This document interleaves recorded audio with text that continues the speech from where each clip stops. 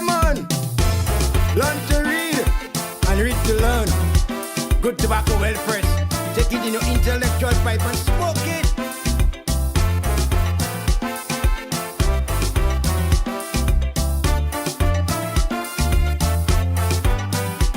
Our children are the seeds. Let us fulfill their needs. Educate our young, cause they have just begun. Help them to aspire, so as we retire, their future could be so bright, like a beacon in the night. No more green and yellow, instead let's be mellow. Live in harmony and enjoy your liberty. One love, one heart, Grenada must be our identity. Working hard together to reach our destiny. Yeah, man.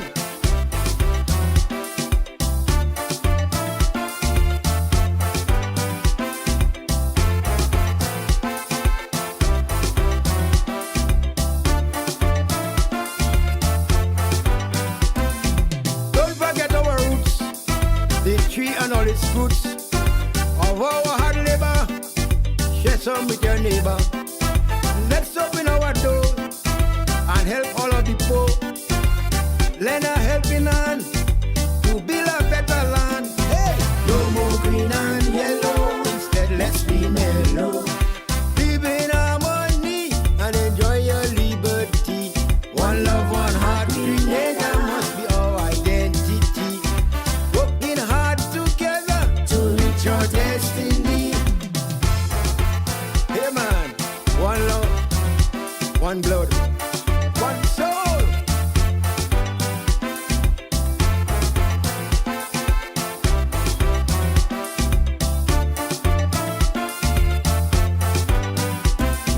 Cherish all of the earth for all of its worth.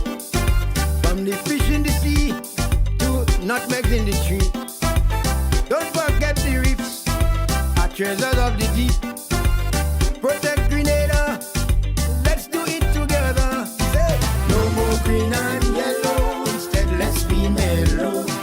Live in harmony and enjoy your liberty. One love, one heart, Grenada must be our identity. Working hard together to reach our destiny.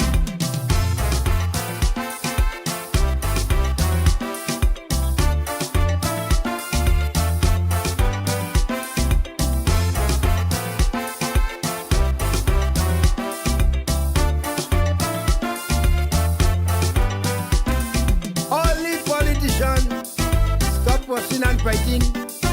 Look out for the people and the democracy. It's me you're working for, and me vote that you need. Always do the right thing. It's not about bling bling. No more green and yellow, instead let's be mellow. Live in harmony and enjoy your liberty. One love, one heart, Grenada must be our identity. Working hard together to reach our destiny. No more green and yellow, instead let's be mellow. Live in harmony and enjoy your liberty. One love, one heart, Grenada must be our identity. Working hard together to reach our destiny.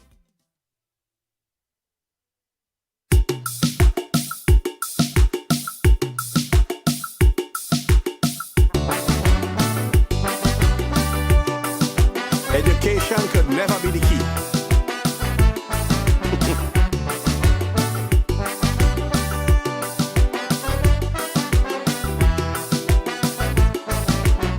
Mighty sparrow, sing education. Education is the key, universally. All man Jack agree, but it's only me that he like that philosophy. You see, I believe one could learn a skill and do damn well in the life still. Especially in these modern days, education is not without good character and shrewd ways.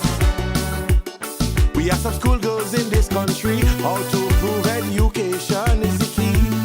But if education was the key, they would have taken their blinking schoolwork seriously. And and aspire to be like Dr. Joe or Cheetah Jay-Z. Instead of flaunting the promised land, trying to be Kim Kardashian. Man after I see school bag making pillow and Suzuki. Nobody could convince me that education is the key. So if you see a school picnic and BBC she going and party, tell she for me education is not the key. And if you spot a school tie on a bus going for Judy, just say sweetie, education is not the key. Education, education.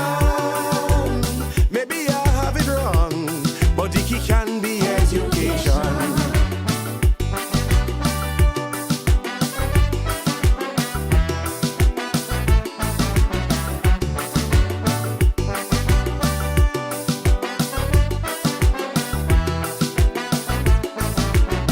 Well, I don't know, man, I don't know why this stupid song playing on radio station, Sparrow telling we quite insultingly, without CXC we a stand a chance in society. But I know for sure book make after sense and subjects not intelligence. We have so much scholars in this place, but most of what they learn just sitting there going to waste. Still them school girls vehemently want to prove education is the key. If that is the key for every dope, they would not be doing yoga in Escudo. They'll work diligently to save themselves and their family, instead of posing on BlackBerry, spreading legs and wings more than KFC. Boy, after I see school teacher eating them children curry, and nobody could convince me that education is the key. So if you see a young lady and she teacher in Galaxy, tell she for me education is not the key. They on the beach, but they not doing physics nor geography. Just say sweetie, education is not the key. Education, education. Maybe I have it wrong, but the key can be education.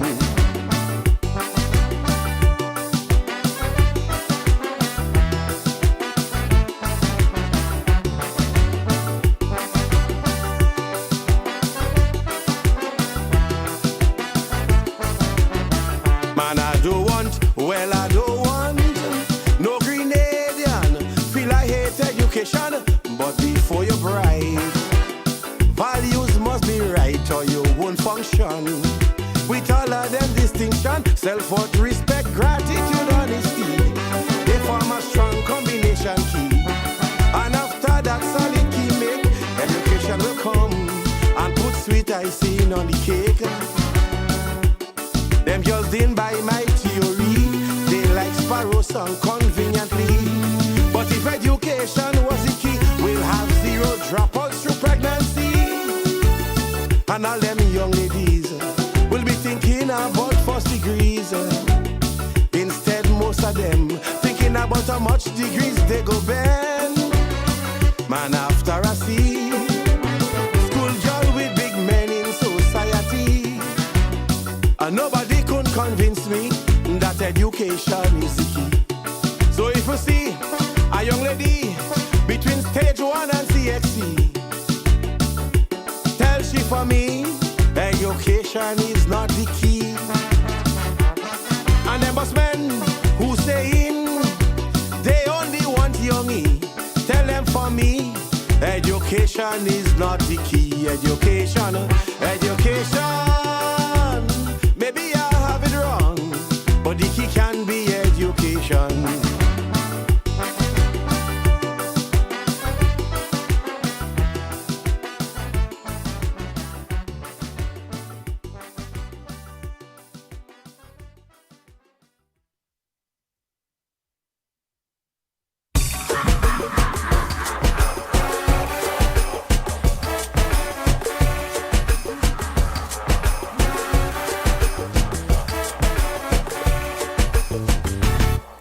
did ever sing in lustily for the people of my country. We dance into his song at will. Just to watch the news is a painful drill. Time and place become crucial. Crimes more heinous and brutal. We answering the devil's call to the grave, the jail and the hospital. Another woman slain, she body dumped in a river. Another sick youth man just rape and kill a grandmother. Then a psychopath drop two heads and a counter, while a pervert father consorts with his little daughter. So don't tell me the devil is not road match king.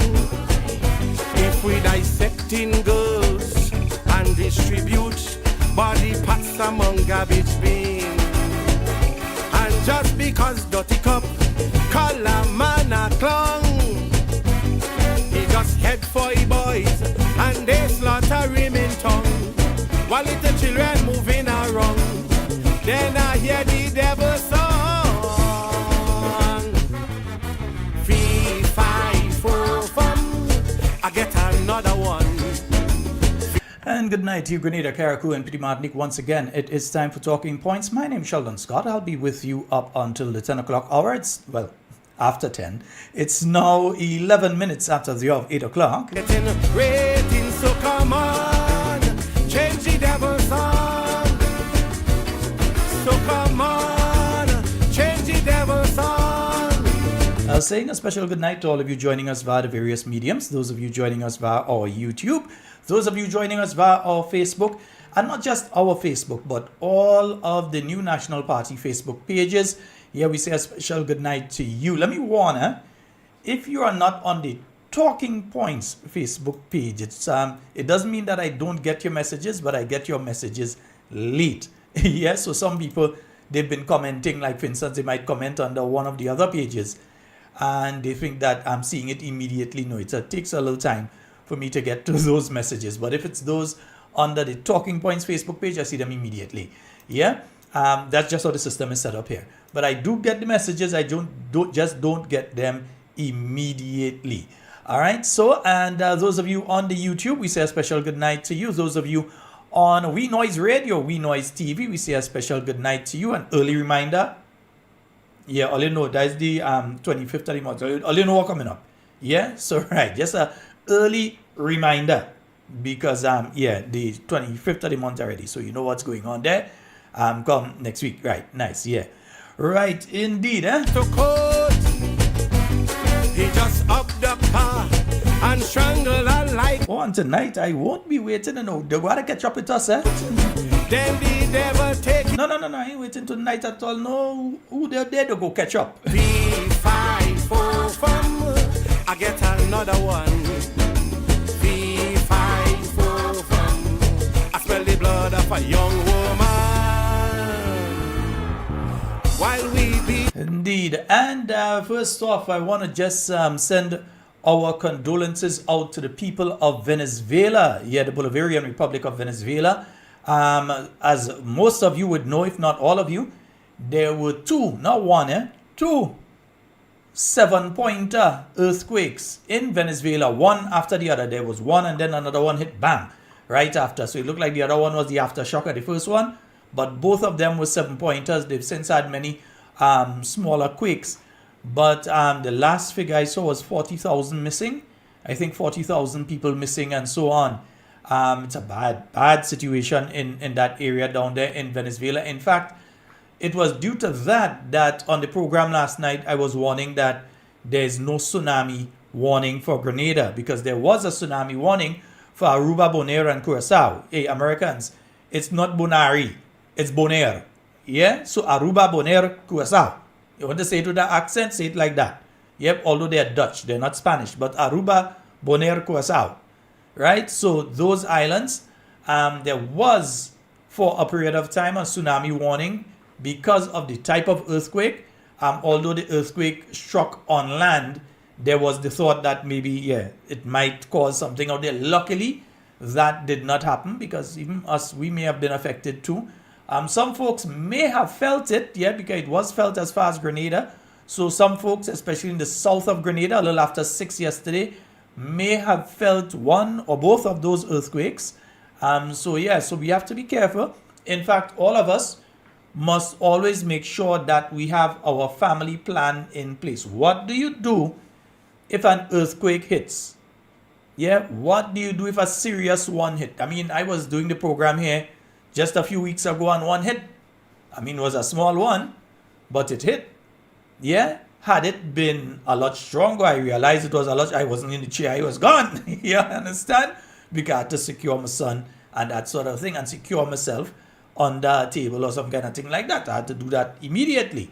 Yeah, so what is your plan? What is your family plan right now if a hurricane is coming? We're into the hurricane season. There are tropical depressions out there, none that are directed at Grenada as far as we know right now. But there are tropical depressions out there. We don't know what can develop. What is your family plan? What is your family plan if there's a tsunami? Are you living near to the sea coast, especially? And this doesn't mean only you. On the southern end or on the eastern side of Grenada. Wherever. It could be on the northern end of Grenada because it could come from Kikamjeni, wherever. What is your evacuation plan? Do you just grab the baby and run? Do you look to grab, you're going inside and grab this and grab that and run? Or you just head for the hills? And where do you go? Do you go to the higher points? Do you stay down on the low and you say you go far inside so you're safe? No, you ain't safe far inside if it's a tsunami. No, you have to go up. Yeah, you have to go up. You have to go up on top. Yeah, so what is your family plan? For those of you especially living in the lower areas, like Subi's Marquis and so on, what is your plan? Those of you in the town of Grenville, if there's a heavy earthquake, do you stay, you were working in a store, you're running a business in the town of Grenville, which is nearly just a little bit above sea level. Do you stay there and say, well, okay, we chilling? Or do you evacuate to higher ground? And if you're evacuating to higher ground, what is the plan to get there? Where do you get to? Yeah, so all of these things we have to take into consideration. Because Venezuela ain't that far from us, eh? And we know that we've been having some, oh baby, there's a whole lot of shaking going on. While that one was taking place, there was one in Japan. We've had here, over the past few months, we've had a number of them here. We are on a tectonic plate that causes that. We are along a fault line. That's what causes the Caribbean islands. Yeah? So we are at a point where this sort of thing does happen. What is our plan? What is your strategy for your family, for your business place, for your office? What is your strategy? What is your plan in a case like that? Ask yourself that question over the next few hours and so on, and start putting that plan together, because you never know, you might need it tomorrow self. You might need it tonight self. Put that plan together. So the New National Party, they stand in solidarity with the people of Venezuela, and they've issued a release a little earlier today, actually before the government too. The New National Party extends its deepest sympathies to the government and people of the Bolivarian Republic of Venezuela following the devastating earthquakes that have brought immense loss, heartbreak, and destruction to countless families and communities. Our thoughts and prayers are with those who have lost loved ones, those who have been injured, and the countless families whose lives have been forever changed by this tragedy. As neighbors in our region, Grenadians understand the pain and uncertainty that natural disasters bring. At this difficult time, we stand in solidarity with the people of Venezuela and commend the courage of the first responders, medical personnel, and volunteers working tirelessly to save lives and provide relief. We pray for strength for those affected, comfort for those who mourn, and hope that the people of Venezuela will find resilience and unity as they begin the journey of recovery. The New National Party extends its deepest sympathies and stands with the people of Venezuela during this time of profound loss. And that was a message from the New National Party regarding the situation in Venezuela at this moment. Venezuela has been having a kind of year, boy what? Change the devil's song. Yeah, Venezuela has been having a year.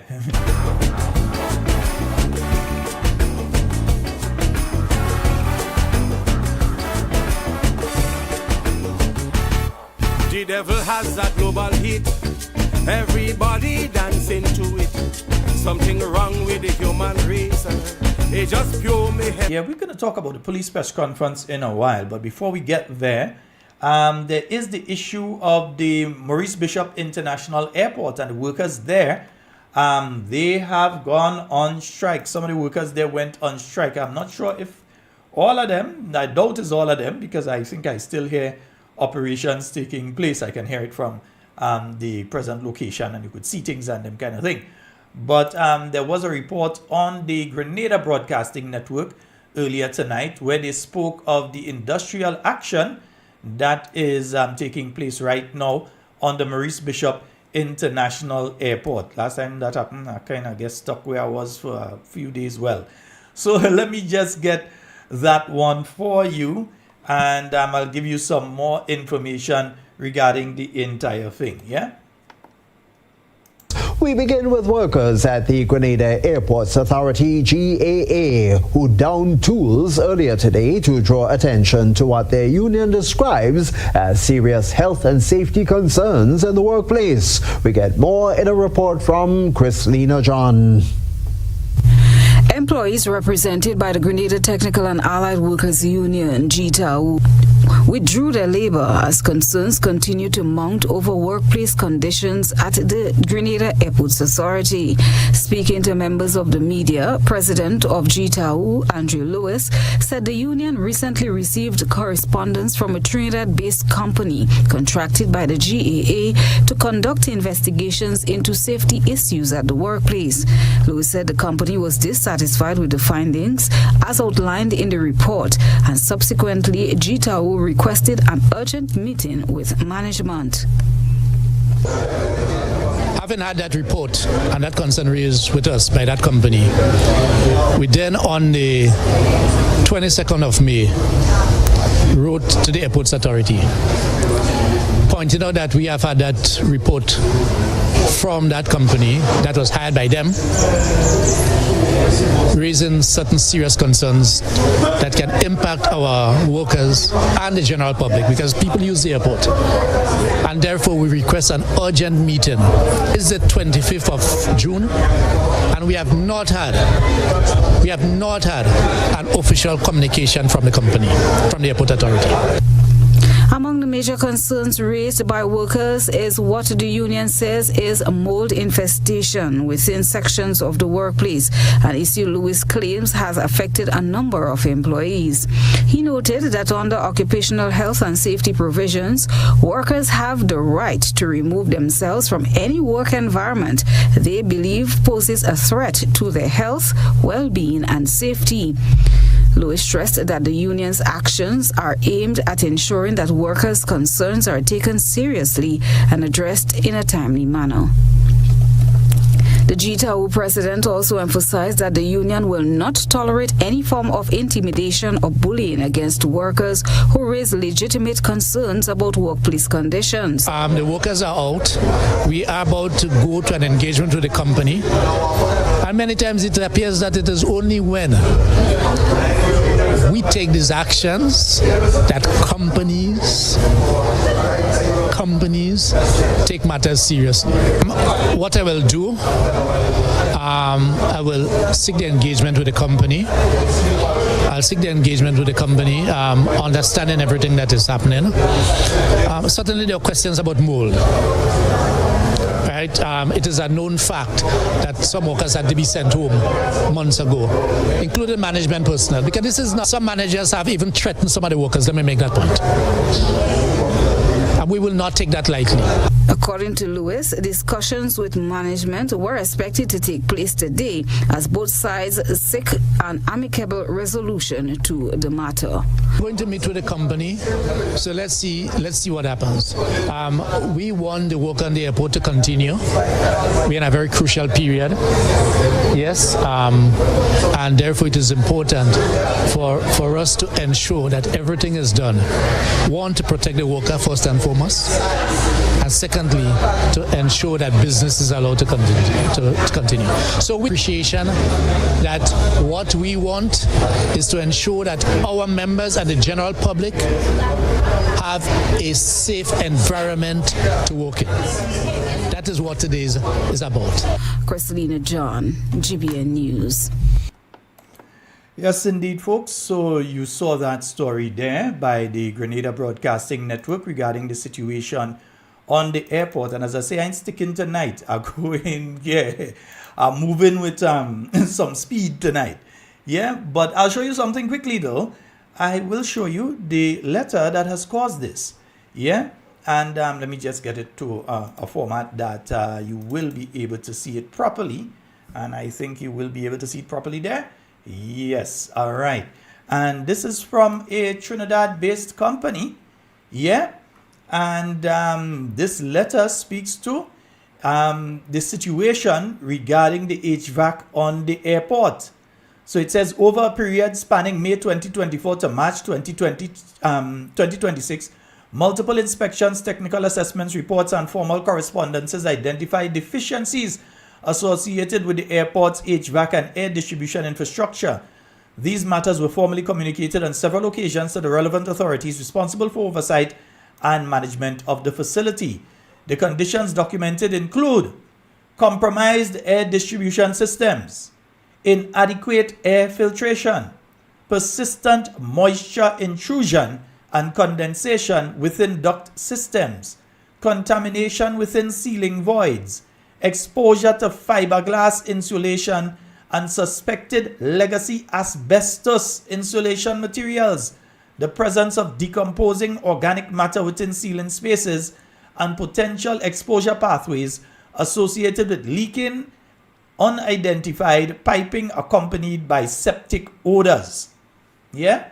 So all of these things are what the workers on the airport are going through and what they're striking about. The air quality has been compromised. So they are not getting clean air in the working space. Neither are we when we're passing through, but they are being exposed to it every single day. Not for a half hour while we enter and we're waiting for a flight. They are exposed to it every single day. And we all know what asbestos, and there's legacy asbestos, because asbestos was a material that was used in construction for many, many, many years until it was found that asbestos causes cancer. And then you had various buildings removing it. So from what the company is saying, there is still some asbestos in various parts there that need to be addressed. There is mold that needs to be removed, and so that is in association with the condensation and so on that is taking place there. There's contamination of some of the ceiling, and so there's a lot of work that has to be done regarding that. And they have been saying this since 2024. 2024. And from 2024 to 2026, they have been reporting that. And the company is saying that basically nothing has taken place in relation to it. The union has asked for urgent meetings with the management of the Grenada Airports Authority, which they are claiming that they have not been able to settle before, for immediate action to take place regarding this, because there have been several instances where workers on the airport have had to go home because they're sick. And they got sick on the job because of the working condition on the job. Yeah? So they are being affected by the situation there. So the Grenada Technical and Allied Workers Union, they have sent off this letter, and they sent off this letter putting forward what was told to them. And there's a thing called OSHA, Occupational Safety and Health. Yeah. So they have sent off a letter, Occupational Safety and Health, conditions and other environmental health concerns for their members and other users of the facilities, because this isn't only about the workers on the airport. This is about me and you too. So if the management of the airport, and the airport falls under whose ministry? I think it's tourism. Who's the tourism minister again? I think that one is that Senator Day, Thomas. Yeah, not the senator that day, not a St. Mark senator, no, the other senator. Yeah. So I think the airport falls under him, if I remember correctly. But the bottom line here is that we have a dangerous situation for workers and users of the Maurice Bishop International Airport. And as such, that situation needs to be addressed ASAP. It shouldn't be something that you know of this thing going on 2 years now and you've done absolutely nothing for it till the workers themselves have to strike. Yeah, this is something that once you know that is taking place, you have to address immediately. You must deal with those sort of things immediately. And folks, as I am on these things, let me just give you 2 quick reminders. As I said, I'm moving fast tonight. It's already 8:30. Yeah. And by my schedule, I'm behind time. Yeah, so that's why I say, who come in late, they go have to join us. Yes, the New National Party South St. George constituency, they have that grand takeaway luncheon. And that is taking place tomorrow. All right, yeah, that's taking place tomorrow in front of the South St. George NNP office. And they can have vegetable rice, macaroni pie, potato salad, green salad, cuckoo ground provision, and callaloo pumpkin, baked chicken, steamed fish, stewed pork. Right, they say come out and enjoy a delicious meal while supporting your party. Chicken $20, fish $25, pork $25. That's happening tomorrow. The grand takeaway luncheon of the New National Party South St. George constituency branch. Yeah, you head right inside. You're going inside the limes there, or you could pass from housing scheme in from down by NTRC. You come in there. Right, you're going up the road till you reach just around by Mellow Chris there, just around next to Mellow Chris. Yeah, if you're coming from the highway side, is after Mellow Chris. If you're coming from in the limes, as soon as you bend the corner, you come down 1, 2, you go see the green building there, you go see the sign and everything. Now, once you see the green, you know that is the place there. Just before Mellow Chris, yes, so you go in there and you can get your wonderful lunch tomorrow. All right, so that is taking place. Also, I'm asking for your help again. Hey, good night, Mr. Handsome. Yeah, I'm asking. Wait now, all you have thing there too, but all you know send anything for Miss. What do all you? How I go put that up now? I can't put that one up now. You know, that gotta go up after. Yeah, as I tell all you, speed today. Yeah. I'm seeking those of you that can donate blood. Unfortunately, due to my medication, I cannot. But those of you that can donate blood, we need your assistance once again. And I know you all help when you can. And we are looking for donations for Miss Anesthesia Aird. Yeah? Miss Anesthesia Aird. When I say Aird, A-I-R-D. So Miss Anesthesia Aird. She is urgently in need of blood. They didn't specify the blood type. But I think usually they say whenever you donate, they just, they work with you. All right? So even if you're not the same blood type, you can donate and say that you're donating for Miss Anesthesia Aird. So those of you that can help, please help the situation. Yeah? Those of you that can help. And those of you that know that you could donate every now and again, even without the call, go and put a look at something inside if you can. Yeah? Back in the days when I wasn't on these meds, I used to go and give them a look of blood now and again. Those of you that can, please go and do a look at donation, even without people asking. Because then it may cause a situation where they don't have to ask.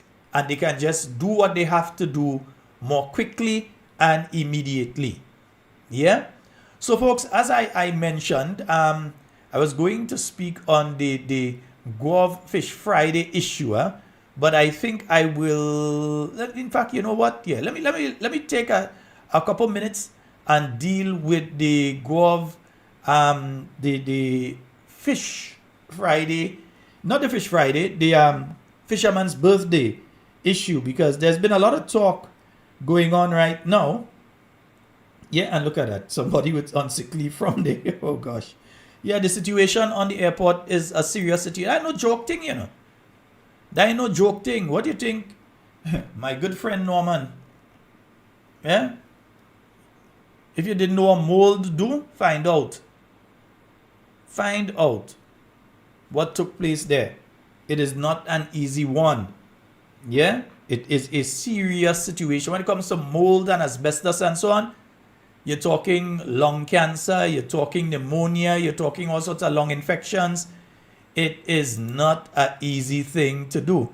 Yeah, look, people who was out on sick leave and all kind of thing before, They had serious lung infection, and so they're talking to me there now because I mean the situation has been bad.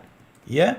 So what we're hearing now, we're hearing a bit of back and forth between the Royal Grenada Police Force and the people of St. John, in particular of Guelph, in regards to the fisherman birthday and what is taking place there with the movement of the stage and that sort of thing.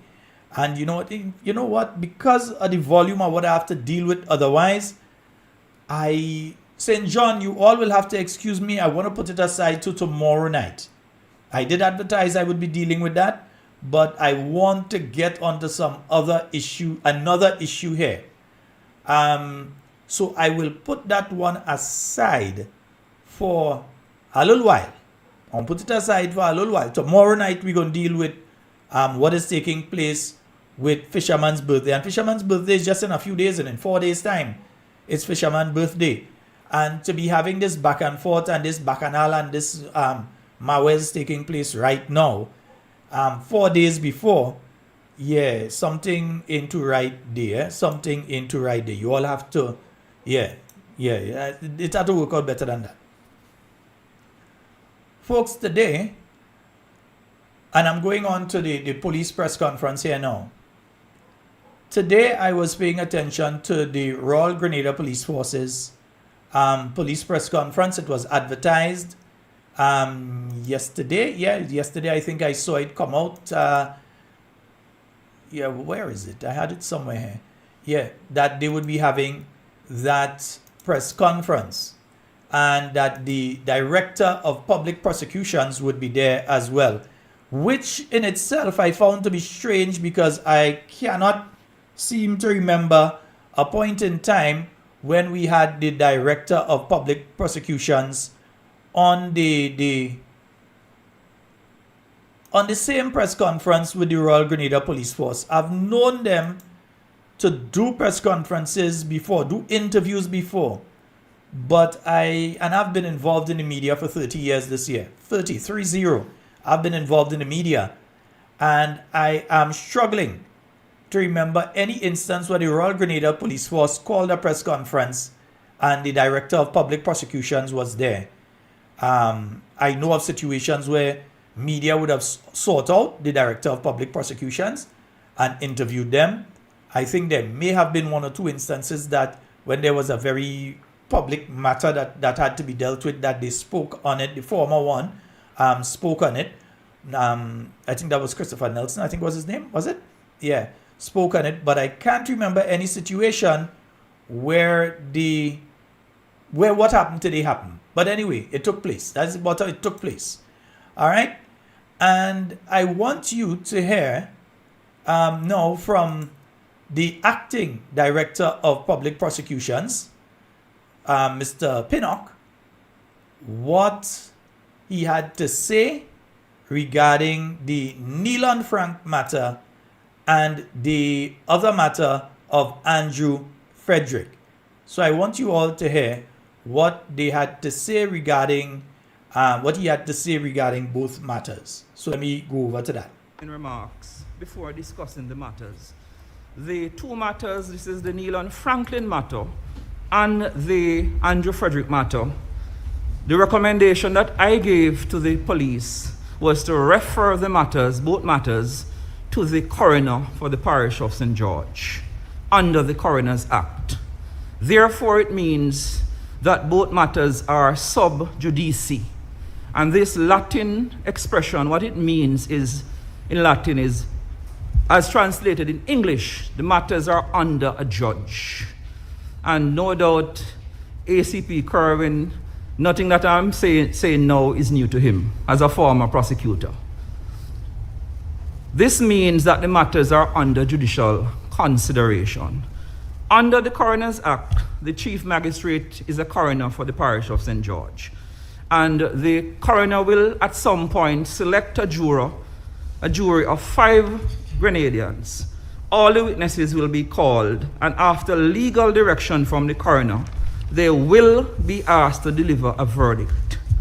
The duty of the coroner under Section 9 of the Act is to, quote, inquire into the cause of death, unquote.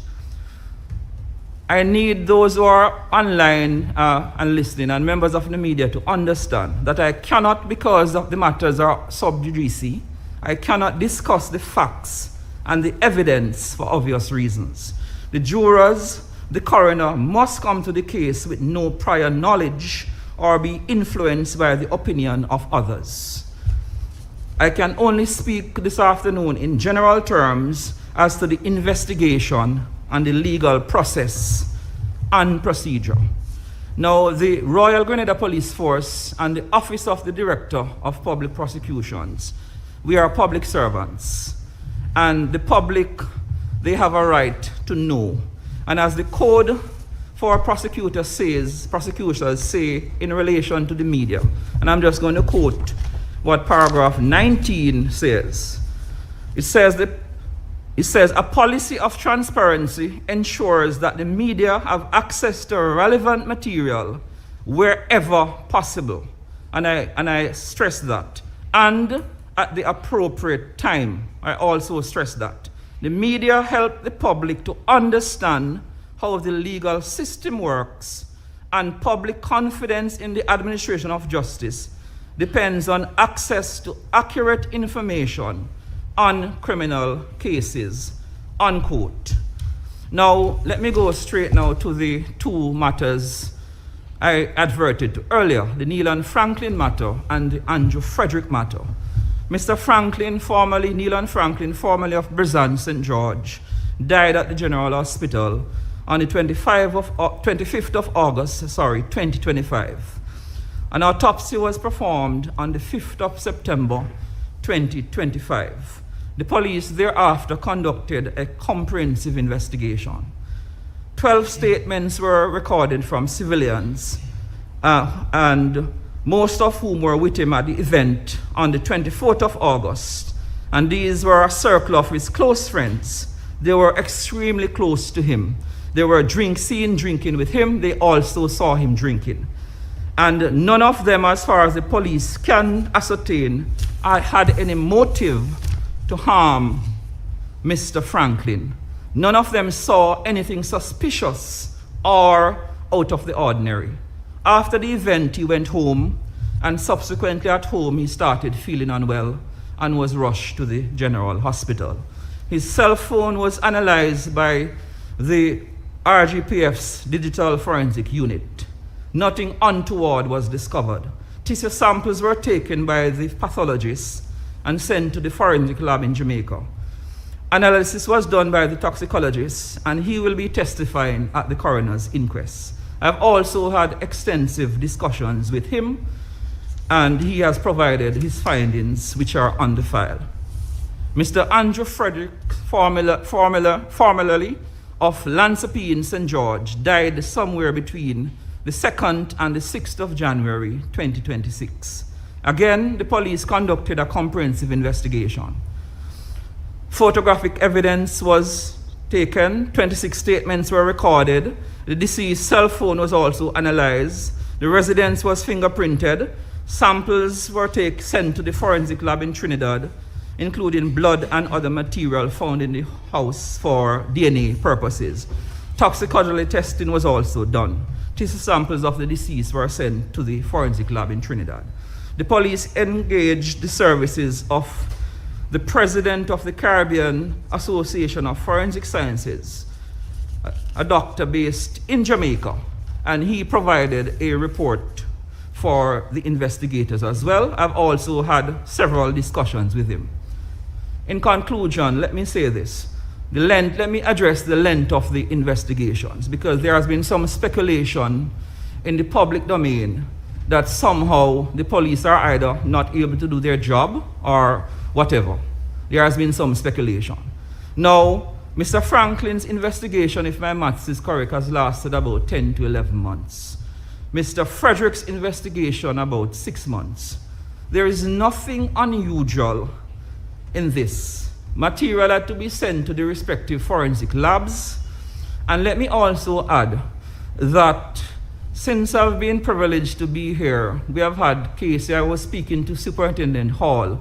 We have had cases. We had a case from St. Mark where a homicide was committed in 2012, and it was not until 2020 that it was solved, and those responsible were charged. We had even an older matter from the village of Melrose in northeast St. George. This one happened over 10 years before the individual was charged.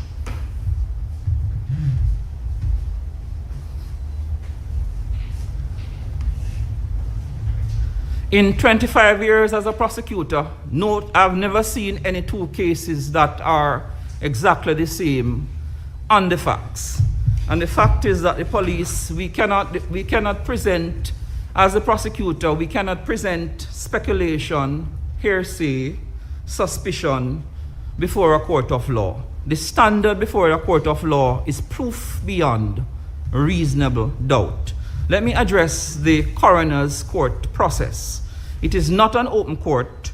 The coroner, however, has a broad discretion to allow any person to attend. So the family of the deceased will be able to attend, the media will be able to attend, there will be legal representation if the family of the deceased so require, and they are at that point able, if they are not satisfied with the views and the ruling of the DPP, they are then able to ask through their legal representative to put questions to the various witnesses. Now, the coroner will at some point be asked to return a verdict after getting legal directions from the coroner. The jury, of course, will be asked to return a verdict, and ACP well knows the procedure. They are going to exercise their own independent view based on the evidence before them. They are entitled, of course, to disagree with the views of the DPP.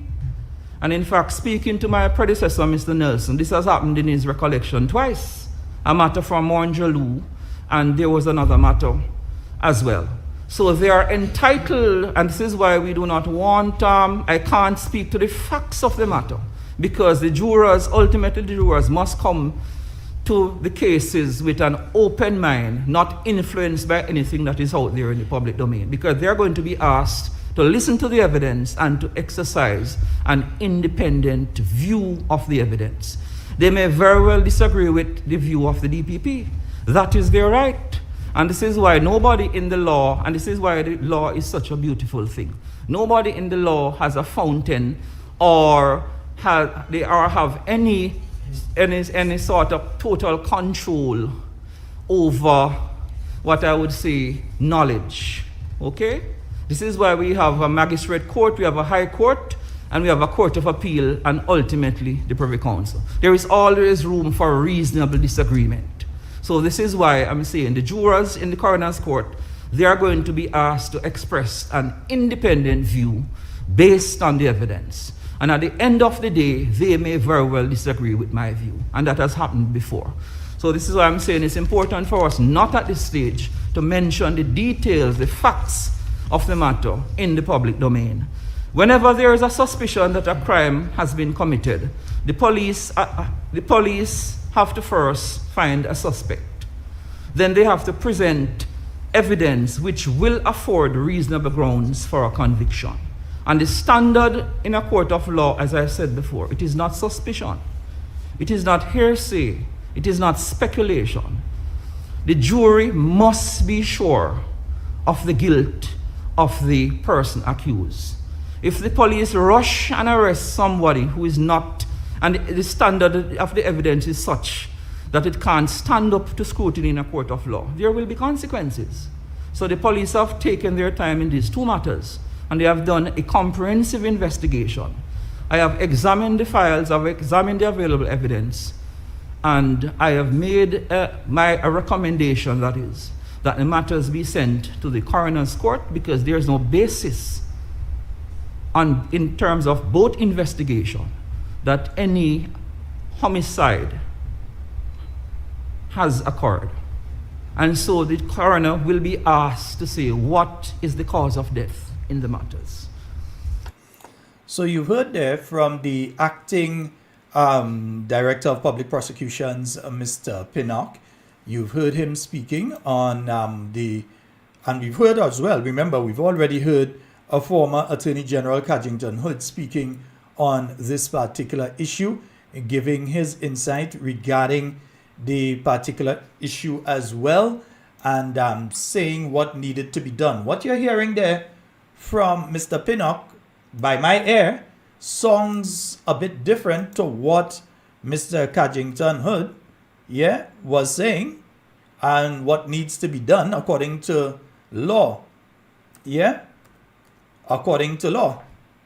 So I'm going to be getting, I'll be getting Mr. Cadgington Hood on with us tonight. Definitely, I will be finding him and getting him on with us tonight. But before I do, I just want to go, I want to play one or two other things before I bring him on. Because if you recognize, one of the things that Mr. Pinnock said there was that these two matters are not homicides. So I don't know if he thinks it's suicide. I don't know if he thinks it's death by misadventure. I don't know what he thinks it is, or accidental death, whatever he thinks it is. But he says, you're saying is not one thing, but you're not placing it into any other category based on what you're seeing. Which is kind of weird to me, but I'm no lawyer. I'm not a lawyer, right? So I want you all to hear that particular statement. From him. The police have taken their time in these two matters, and they have done a comprehensive investigation.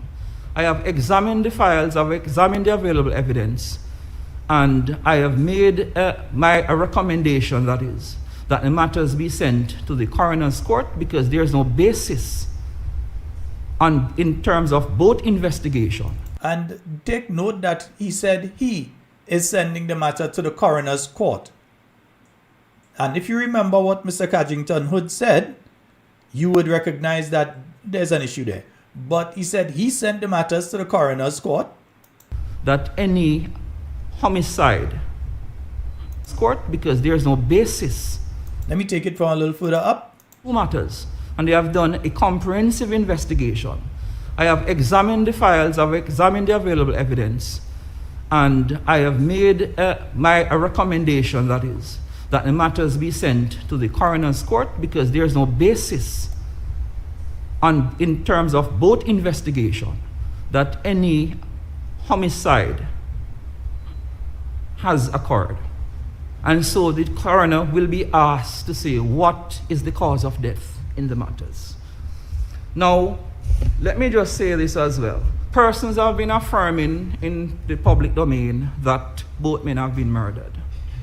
Now, if they have credible information that that is the case, I would invite them to give that information to the police. There is no statute of limitations in offenses of alleged murder. So if persons are saying affirmatively and have information that that is the case, I invite them to give the information to the police so that the police can do their job, and then we can do our job as prosecutors. But as I said, so we've heard him there speaking to the issue again, saying that in his view they're not homicides, and that he has referred the matter to the coroner. And that's not the only, he said it again. He said it several times during that press conference that he referred the matter to the coroner.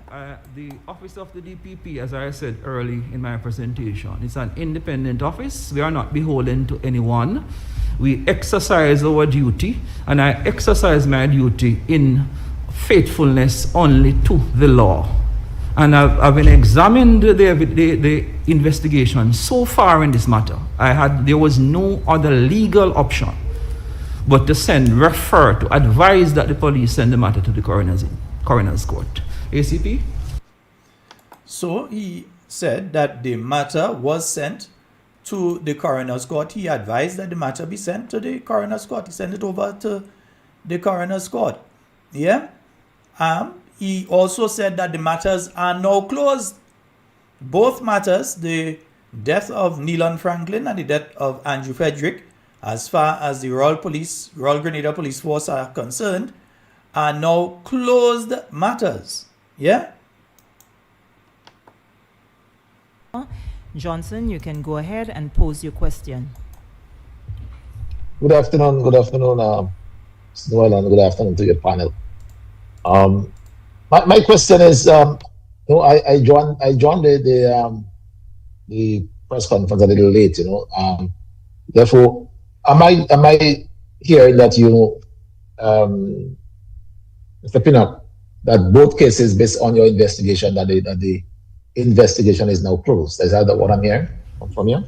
That is so. Good afternoon. Good afternoon, Mr. Johnson. Yes, the investigations are closed, and the matters were, the files were referred to my department for legal advice, which is standard practice, and the advice was that the matters be referred to the coroner's court for the parish of St. George. So the investigations are closed. Having said that, Mr. Johnson, as I indicated, if members of the public, because in matters, in indictable matters such as this, there is no statute of limitations. So if members of the public have information, credible information, which can assist the police, or which because members in the public have been saying affirmatively, these were murders. If they have credible information which can support those assertions, please turn it over, hand it over, contact the police.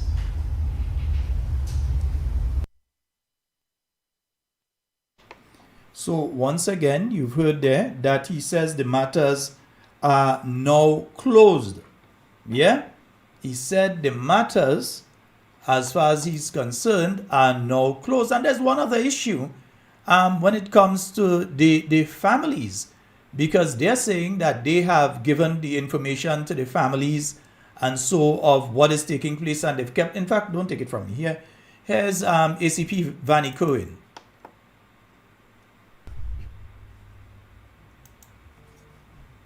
The fact that we too have met with the family of Mr. Frederick. In fact, myself and Commissioner has had a detailed meeting with them. It is my responsibility to ensure that families are informed whenever things are happening. In the Neil and Franklin matter, I have given instruction that the family be informed along the way as to what is happening. We have met with the Frederick family, and I know the DPP office have met with them as well. And I think we've provided all of the answers that the answers to all of the questions they had. And when they left, I get the sense that there was some level of satisfaction with what we have and what we presented. So that's ACP Vanny Cohen saying that they have been keeping in contact with the families. But strange enough, one of the family members was actually able to call into the press conference, and they were able to make a statement about what was being said.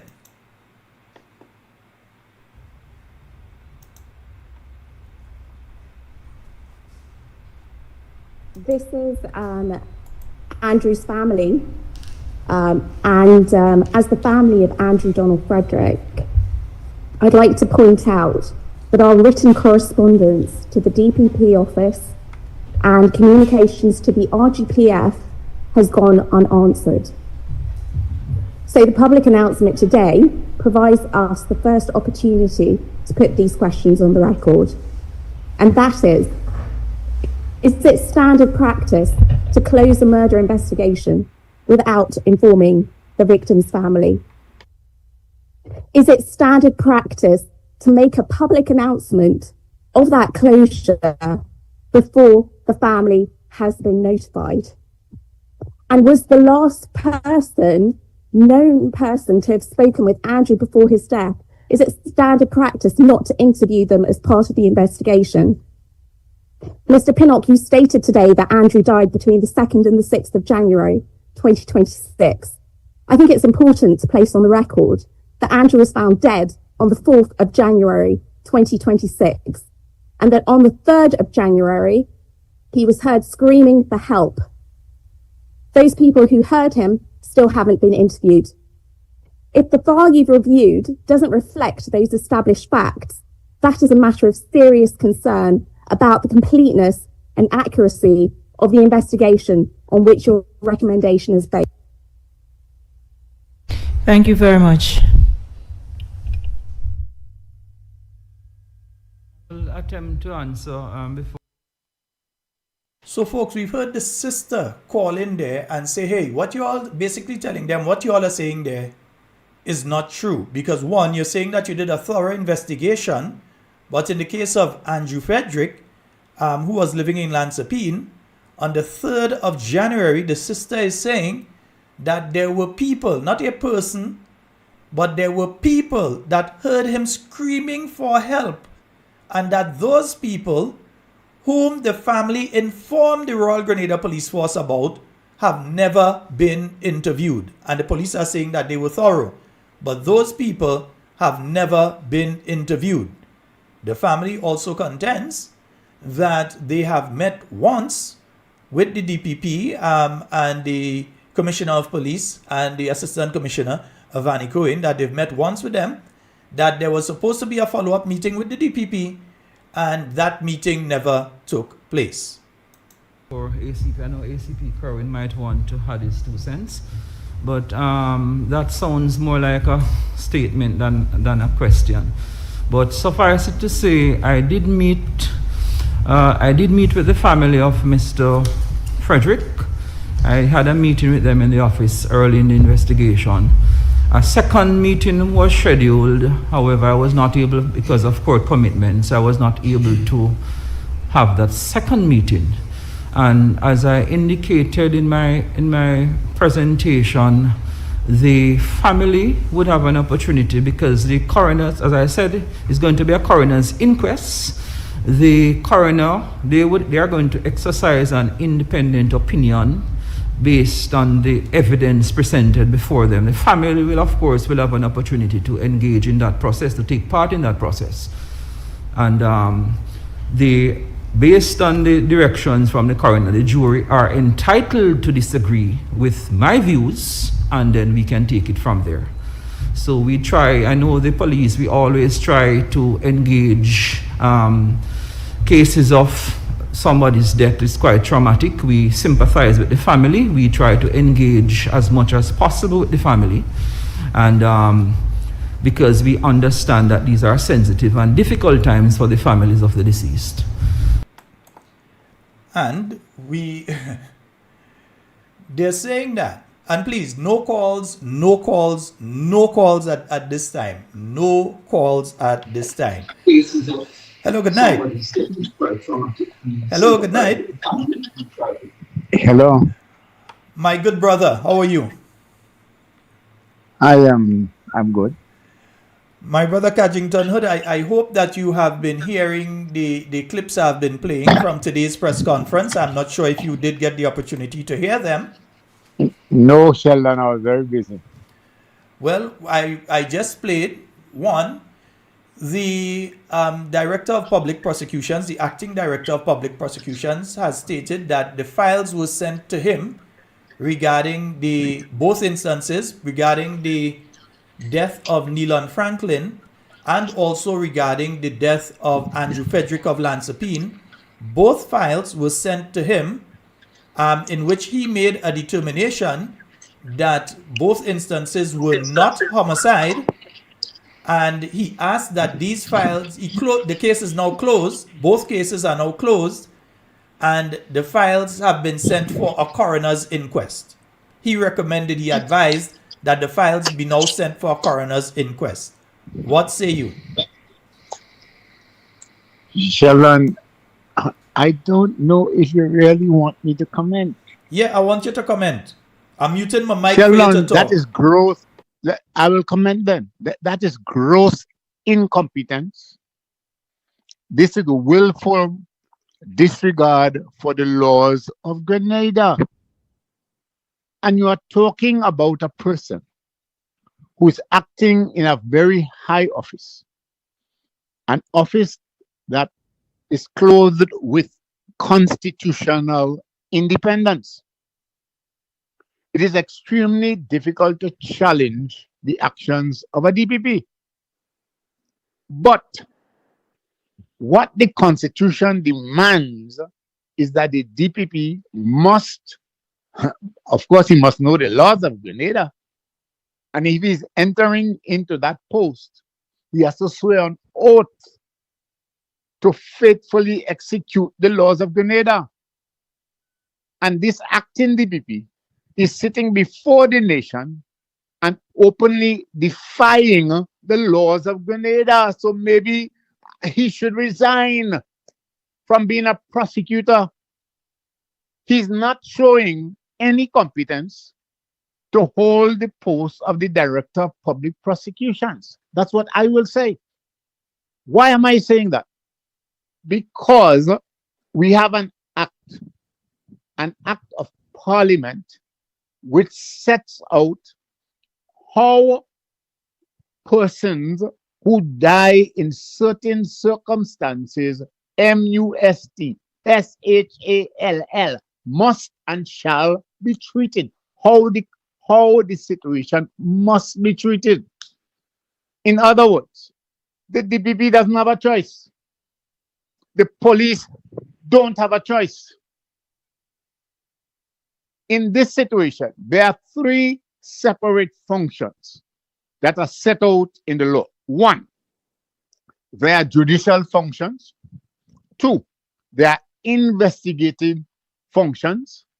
Three, there are prosecution functions. You cannot mix investigation with prosecution. The DPP's office is not within the police force. He does not have powers of investigation. Yes, he can advise the police, but unless he takes over the matter, he is not in the picture. He is not in the picture. Why is he jumping ahead and talk to family? He is not a part of the investigative arm of the state. So the gentleman needs to understand and respect the laws of Grenada. Maybe where he came from, the laws are different. In our laws, there is an act called the Coroner's Act. It's an old act. And it is still in force. In the Oscar Bartholomew case, the Court of Appeal underscored the fact that the Coroner's Act is in force. And if you want to act contrary to it, you're acting contrary to law. So what this administration needs to do, if they want to act differently, amend the Coroner's Act, go to Parliament and amend it. But right now, given the fact that the act has not been amended, whenever any person dies in Grenada under suspicious circumstances, the police's actions of investigation come under not the oversight of the Commissioner of the Police. It does not come under the oversight of the DPP. It comes under the oversight of the coroner. It is the coroner who is to say whether or not there needs to be a coroner's inquest. It is the coroner who presides over the inquest. And it is the coroner's jury, out of the evidence provided to the coroner's jury, the jury makes a pronouncement. And the jury is of ordinary people all over the country.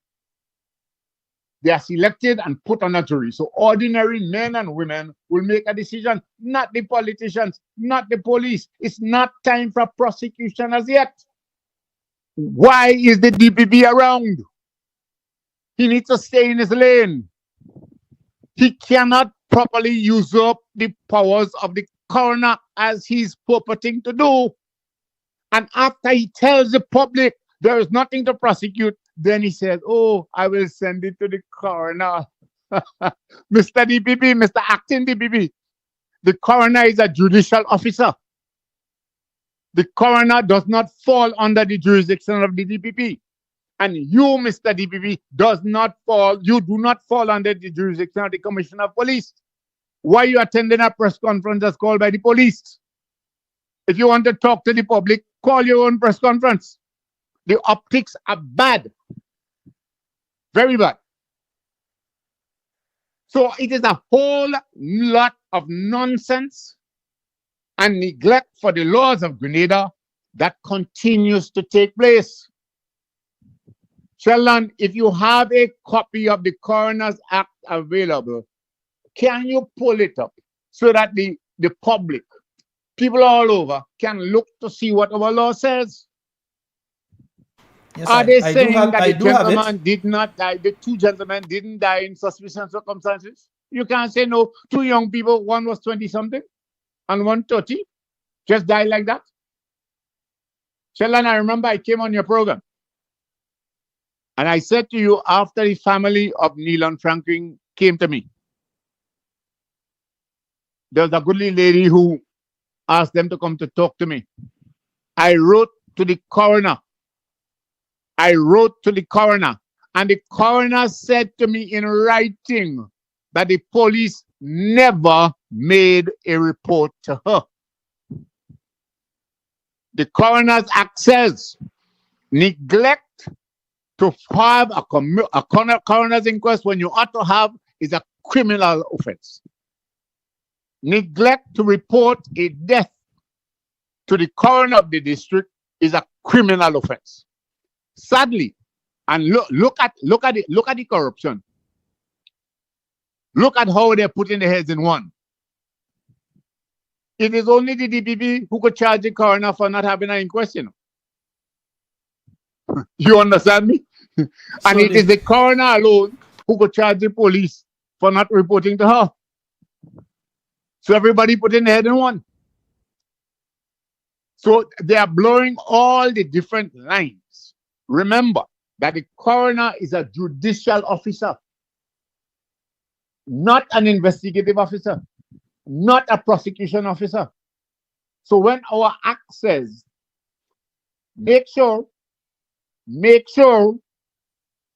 that the information does not go to the police, make sure the information does not go to the DPP, Parliament knows what it intended.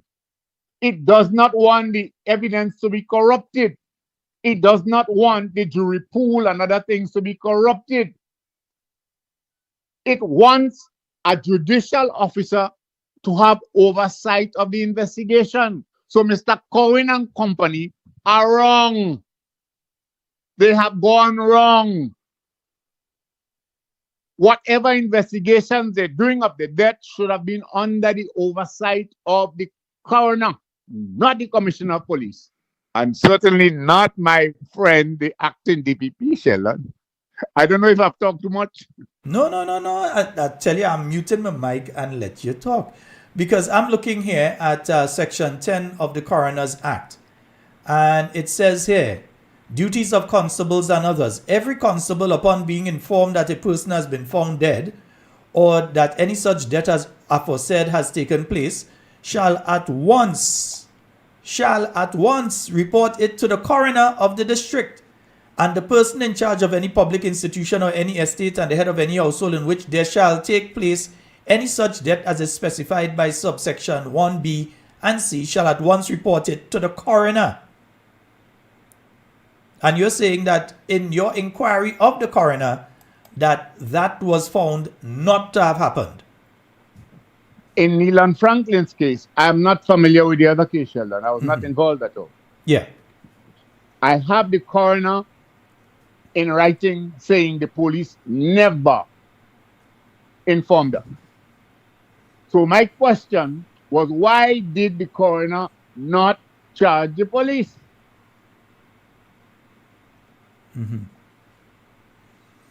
And I'm seeing further here. It says in 11, upon receiving any such report as is required by Section 10 or as is required by Section 33(2) of the Registration of Births and Deaths Act, Chapter 280, the coroner shall, not may, might, or could, but the coroner shall cause the facts and circumstances attending the death reported to be carefully inquired into under his or her direction by the police. I ain't seen So nothing about Sheldon, pause DPP yet. there. That is Sheldon, pause there. So I don't know what nonsense this assistant DPP and this assistant commissioner of police are talking. They both should resign. Grenadians can read. The coroner shall, must, and the investigation must be under the coroner's direction. It's by the police. But it's an extraordinary investigation because a human being has died under suspicious circumstances.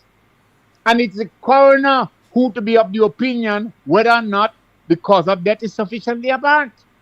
If the coroner decides it's not sufficiently apparent, or that there is reasonable probability of the death having been occasioned by violence, he or she shall, if it appears that the death be caused by accident or whatever it is, have the body of the person examined. So it's the coroner who is to call for a post-mortem.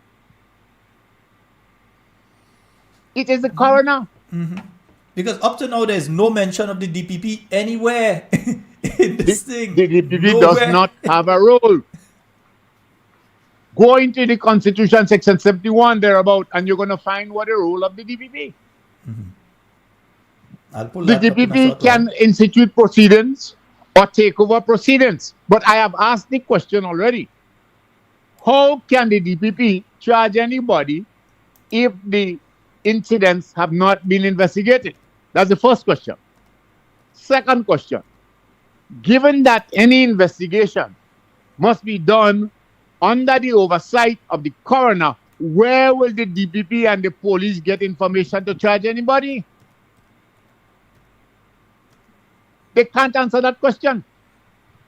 So it means, therefore, Sheldon, it is very clear that if somebody dies under suspicious circumstances, the DPP cannot charge anybody before the coroner has his or her say.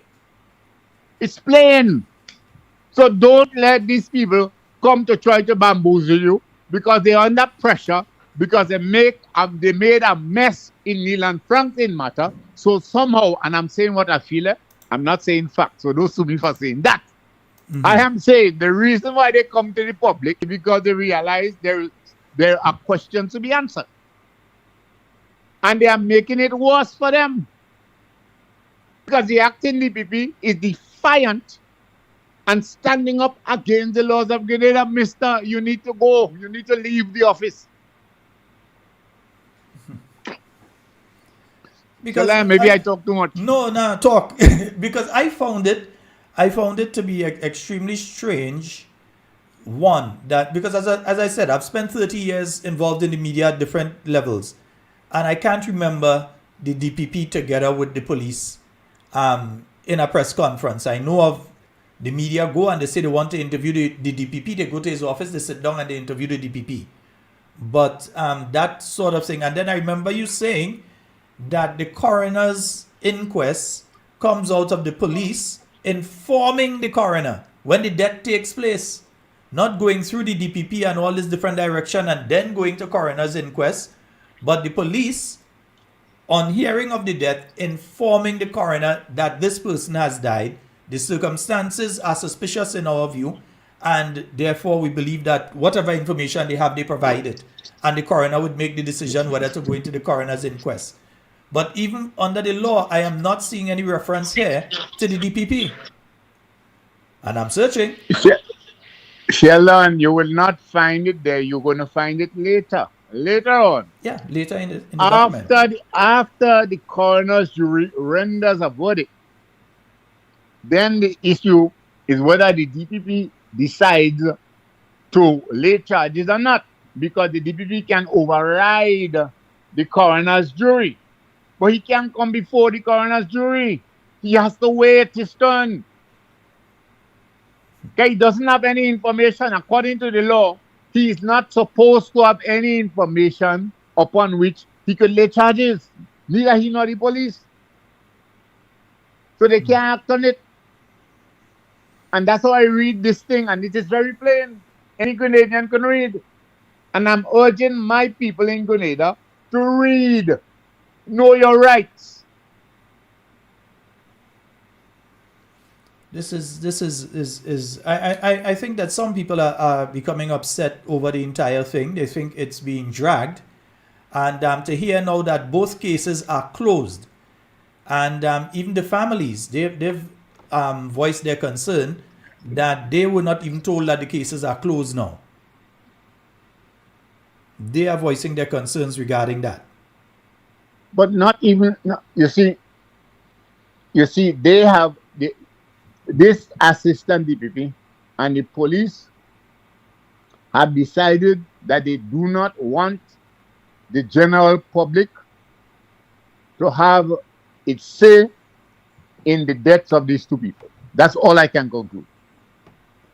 Because it is a general public. Remember, Sheldon, and let me make it clear for Grenadians and everybody else to understand. The coroner's inquest is not as formal as a preliminary inquiry. A preliminary inquiry takes place after somebody has been charged. Mm-hmm. And recall, in the Oscar Bartholomew matter, there was a coroner's inquest and there was also a preliminary inquiry. They start on the wrong foot. I sued them. And the judge said, you can't charge these people and then before there's a coroner's inquest. So the guys got back their money and got back their position in the police force.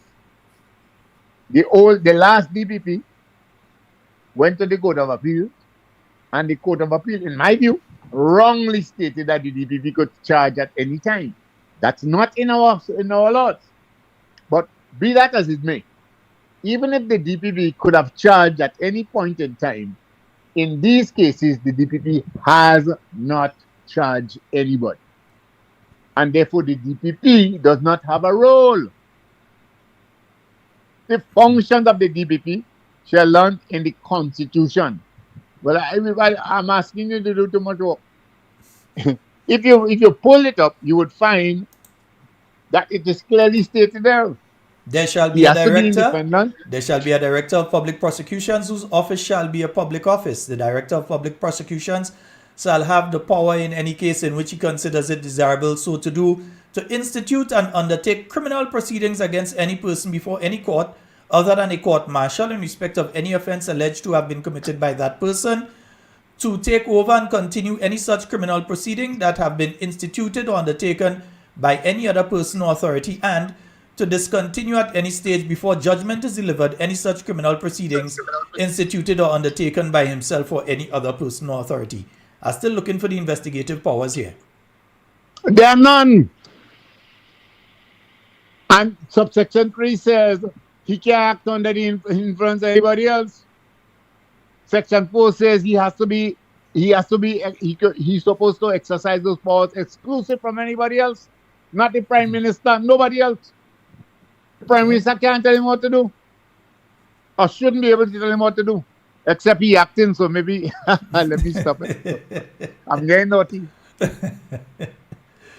Because it does say the powers of the Director of Public Prosecutions under subsection 2 of this section may be exercised by him in person or through other persons acting under and in accordance with his general or special instructions. The powers conferred on the Director of Public Prosecutions by paragraphs B and C of subsection 2 of this section shall be vested in him to the exclusion of any other person or authority. You do have to answer. Yes. So his role is to prosecute. And the police could ask him for advice, of course. And he could guide the police.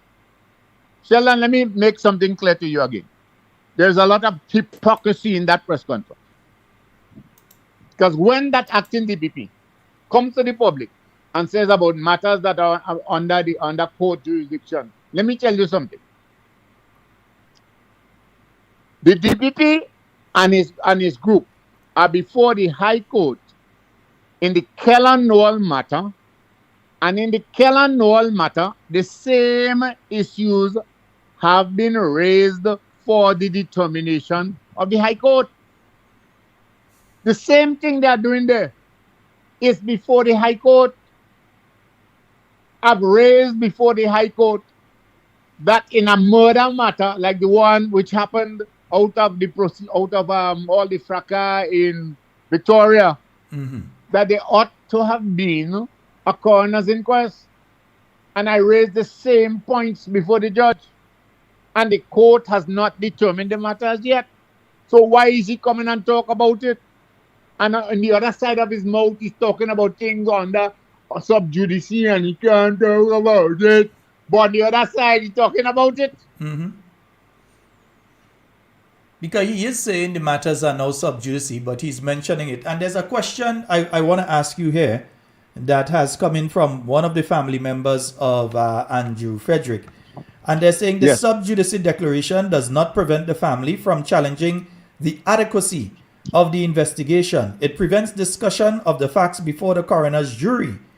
It does not prevent public examination of whether the investigation was adequate before the matter was referred to the coroner. These are two entirely different things.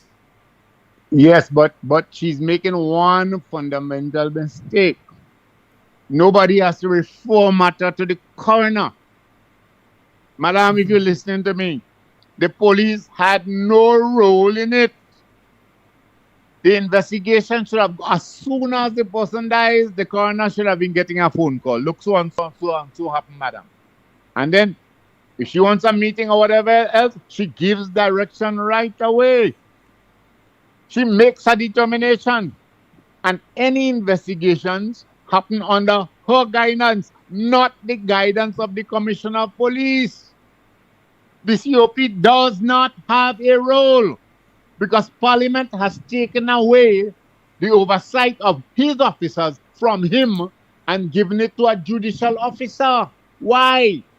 Because Parliament, in its wisdom, does not want people in the executive and politicians getting involved. A human being has died in suspicious circumstances. So Parliament said, not police and doing your own thing. I want a judicial officer supervising your investigation. So you can come beforehand and tell the coroner what to do.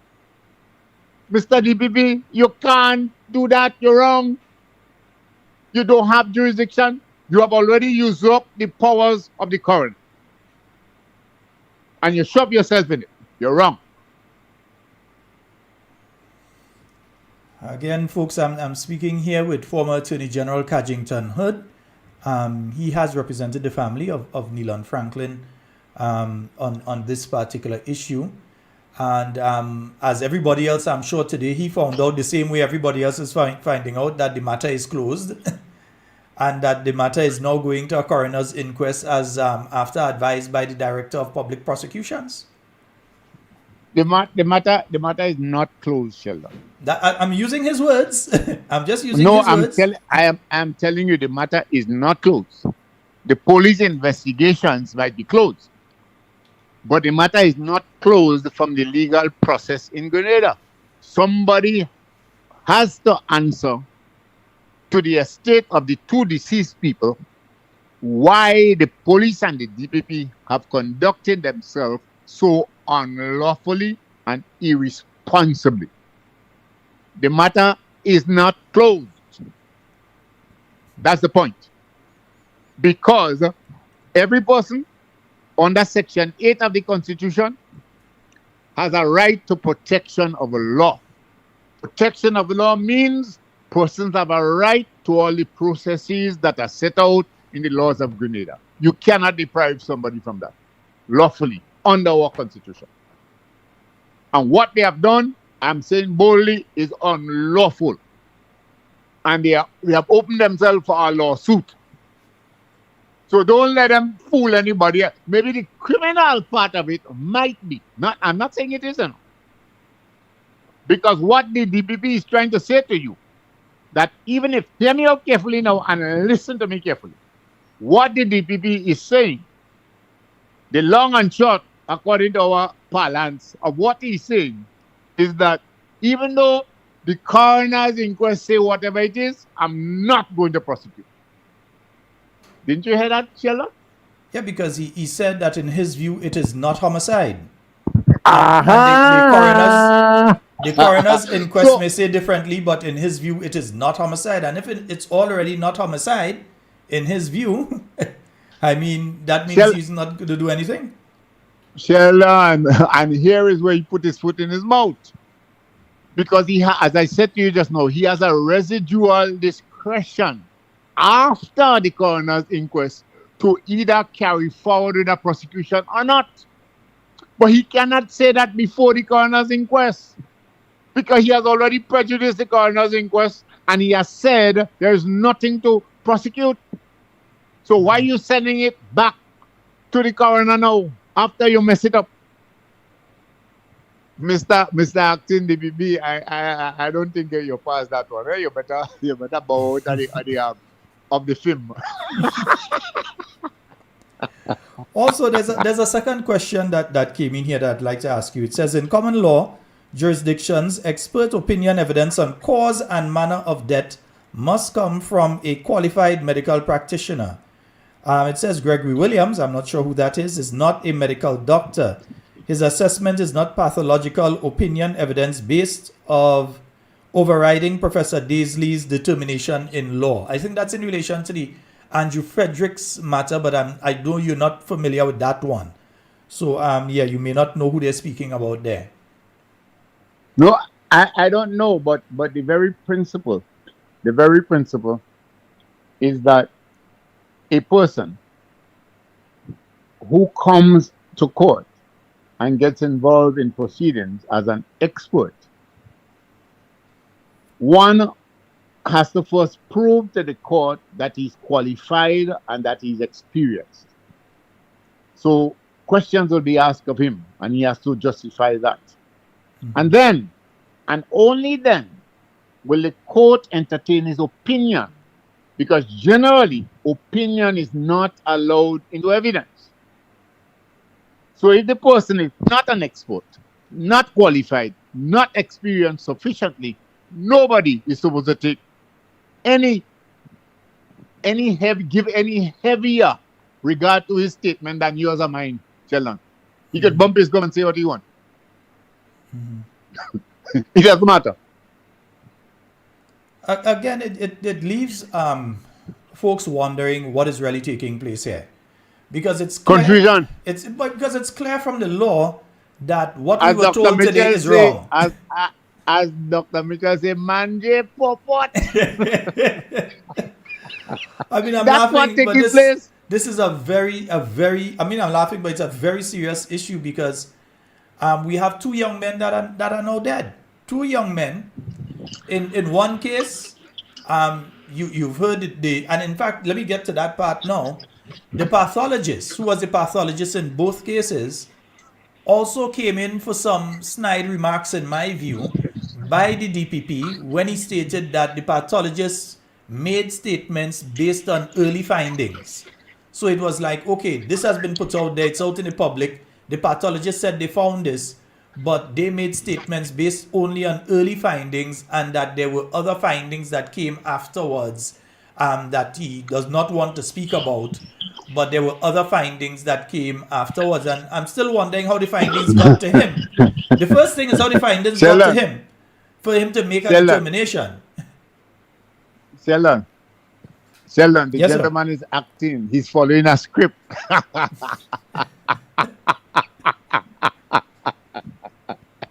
The gentleman is acting. Me, I want them come and pick up tomorrow to call you from in the cell. Sheldon, let me say something again. When I started my practice 20-something, almost 30 years ago, one of the first persons who came to give evidence in the High Court of Grenada was Dr. Hubert Daisley.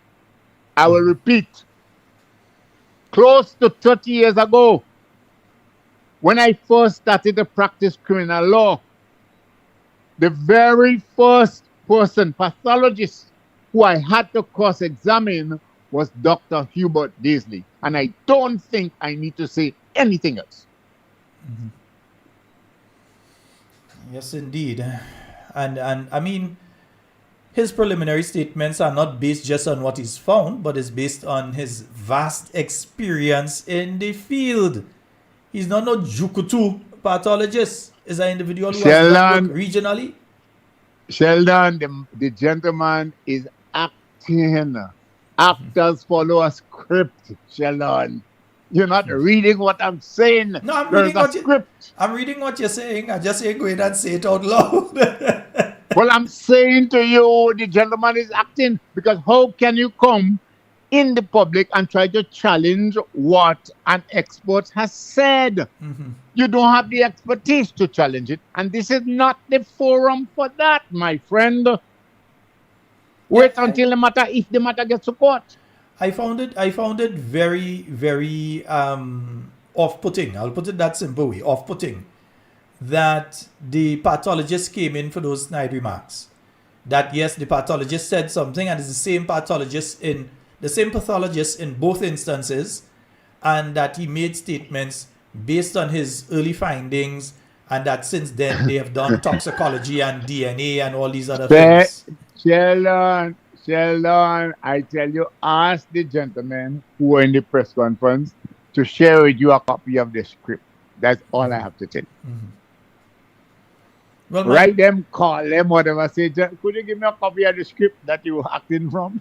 I was always a fan of Shakespeare. I used to like reading Shakespeare.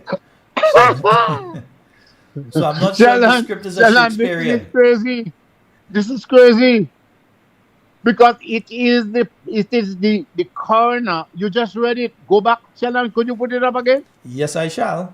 Let me just put it up quickly here. Let me show you where the toxicology report and the post-mortem comes in. Right. So I have 9. I have 10. Sheldon, I'm coming on your program, taking my time because I want my people to be educated. Ignorance is the root of misfortune. Right. I want my people to know what our laws say. And don't allow any fast talking person come. So it is up right now on the screen. I'm section 8, section 9, section 10. Keep going down. All right. Where do you need me to go to? You just tell me which section. Go down. Going down? Yeah, past 24 now. No, right around there. What on the screen is 8, 9. I want you to go down to 10. You see the bottom of 10. Oh, the bottom of 10, yeah. You would see it a little slower than I'm going down. So the bottom of 10. So slow down. Right. Go on still. Right? 10. Bottom of 10, this section right, here. Stop there. Go down, right? That's it. 11. It's on 11. It's on 11. Okay. Sheldon is on 11. Okay, so I brought it to 11 now. I'm waiting for you to show. Yeah, you'll see it in about 2 seconds again. So it should be there by now. And I'm hoping that you see it by now. That means you have a long lag, man. You're not seeing 11? No, I want the bottom of 11. Inquiry by the coroner, just go up a bit. Right, stop right there. Right. And I'm going to read, or that there is a reasonable probability of the death having been occasioned by violence. Probability, he or she shall, if it appears that the death was caused by accident, he or she may in his direction. So there are two things. If one, it appears the death is caused by accident, then the coroner has a choice. May have the body of the deceased person examined by a medical practitioner with or without a post-mortem examination of the body or analysis of the contents of the stomach and intestine, and call the medical practitioner to report to him or her the results. So all of that supposed to be under the coroner.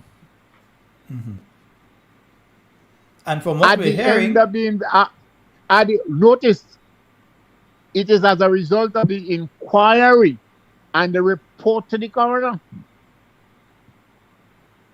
So the order of business is a careful inquiry under the direction of the coroner. Two, a report to the coroner, right, of the results of the inquiry. 3, a decision by the coroner based on the results of the inquiry as to whether or not it's accident or otherwise. 4, a decision by the coroner as to whether or not she thinks that the matter would be assisted by a post-mortem examination or analysis of the stomach and intestines. Isn't that clear? Very clear. So you don't need anybody coming and have a press conference to tell you that. All they have to do is to come and tell you, well, we break the law. And maybe 1 or 2 of us should go in jail. Because still, once again, there is nothing here about the Director of Public Prosecutions. That comes way down. But there is nothing about the Commissioner of Police. He doesn't feature. The coroner is borrowing the Commissioner of Police. And well, as it were, they seconding the commissioner, the policeman to the coroner. You understand that language, coroner? Keller? Yes. The police officers are seconded to the coroner. It is not the commissioner of police business at that point in time. These policemen are seconded to the coroner for the purposes of the inquiry. The DPP is not supposed to get involved. The politicians are not supposed to get involved. Mm-hmm. And if the family wants to find out, you say to the family, you know what happened? According to the law, we're supposed to go to the coroner, and we're waiting on the coroner to tell us whatever and whatever. You get the point now? Yes. That is how it has to happen. So if the Commissioner of Police is listening to me, Mr. Acting Commissioner, he's acting to it. Oh, Mr. Acting Commissioner, get your script correct. Now, let me ask you another question that has come in from a listener, a viewer, and for some reason I think I've heard this issue come up before. They're asking, can the acting DPP prosecute a minor offense matter in the magistrate's court? Yes. So he can? He can. It, as you saw, go back to 71 of the Constitution, and I'll show you where it says so. Okay, so that's a straight up. Yes, the same one that you put up just now. Yeah. So I'm over to 71 now. Right, there is no prohibition with respect to what matter you could get involved in. If you want to run up and prosecute cost case, that's the business too, you know. Just wasting people's time and money. He has to have discretion. While acting DPP, can he do other work, private work? Well, the DPP is not supposed to be involved in any other work at all, period. Because from the DPP should, hold on, the DPP shouldn't even be doing civil work. He should not. You see, 2A, institute and undertake criminal proceedings against any person in respect of any offense. So if you want to waste your time and do a cost matter, that's his business. But then they should report him to the Governor General to go home because he's wasting people money. Because I'm asking because I heard an allegation of him representing a client at some court. I don't know if that is true or not. I think that's probably what the person is trying to ask, because I heard that question before. I don't think it's true. Is DPP that he can? In all seriousness. Yeah. And in all seriousness. No. Listen to me carefully now. We have to make a distinction between the person as an individual and a person clothed with the office of the DPP. The acting DPP has not been confirmed in the post of DPP. Okay? Okay. But he's exercising all the powers of the DPP. You with me? Yes. So anytime he appears in these circumstances, he's appearing as DPP. Does that answer the question? I believe that answers the question, yes. Okay. Yes, indeed, sir. So I've had you here nearly an hour now. So I want to give you a chance to wrap up if you have anything else you would like to say on this matter at this time. I know the parents, I know the families of both young men are listening right now. I'm getting messages, so I know the families of both young men, both former Senator Neelan Franklin and Mr. Andrew Frederick. I know both of their families are listening right now. Any messages you want to give to both of them, and also any messages you want to give to the Grenadian people, and any messages you want to give again to the Commissioner of Police for the press conference they had today, the DPP, acting DPP, for being on there today, and maybe even the Legal Affairs Department, whoever. What messages would you like to give to all of them? The only person who I want to give a message to is the Prime Minister. The Prime Minister is a lawyer. He needs to select proper persons to hold these constitutional offices. And I'm not accusing him of anything right now, but he needs to make sure that he allows them to function independently. That's all I'm asking of the Prime Minister. To underscore that. So that we can have a country where there's less conflict. The office of the DPP is a very high office. As a matter of fact, the DPP can decide to charge the Prime Minister here. Yes, they can. Okay. So the Prime Minister must not in any way fetter the DPP in the exercise of his constitutional role. But having said that, the DPP must know his bounds and educate himself properly regarding his conduct and where he should go and not go, what he should get involved in and what he should not get involved in. He's not a judicial officer. He's not an investigator. No, wait your turn, Mr. Man, wait. And I'm talking like a Grenadian. Wait your turn. How you busy so? Not your time yet. Sit down on the bench and wait until you get called into the match. It's not your time yet. The star boy is the coroner. You'll get your turn later. You jump in ahead and say, oh, no criminal offense. Give me a chance. That's all I have to say. Someone is asking here if the coroner does not have those results, the results that the DPP has been speaking about, if it may mean the exhumation of the body for a coroner's inquest.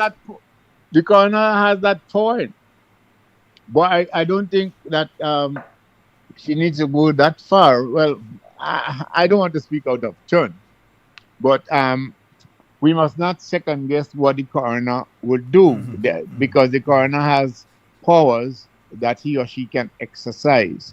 As you notice in the act, there are some situations where once she has a perception of the results of the inquiry, she has to make a determination whether it is a likely there is an accident, and then she has a discretion.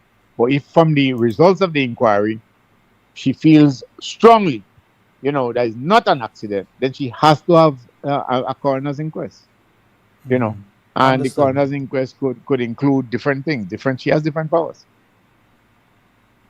That is understood. But about Mr. Cohen and them already messed up the whole thing, man. They muddy the waters. Like when there's a crime scene, the police put a tape around it, do not cross, because why? They want to protect the crime scene.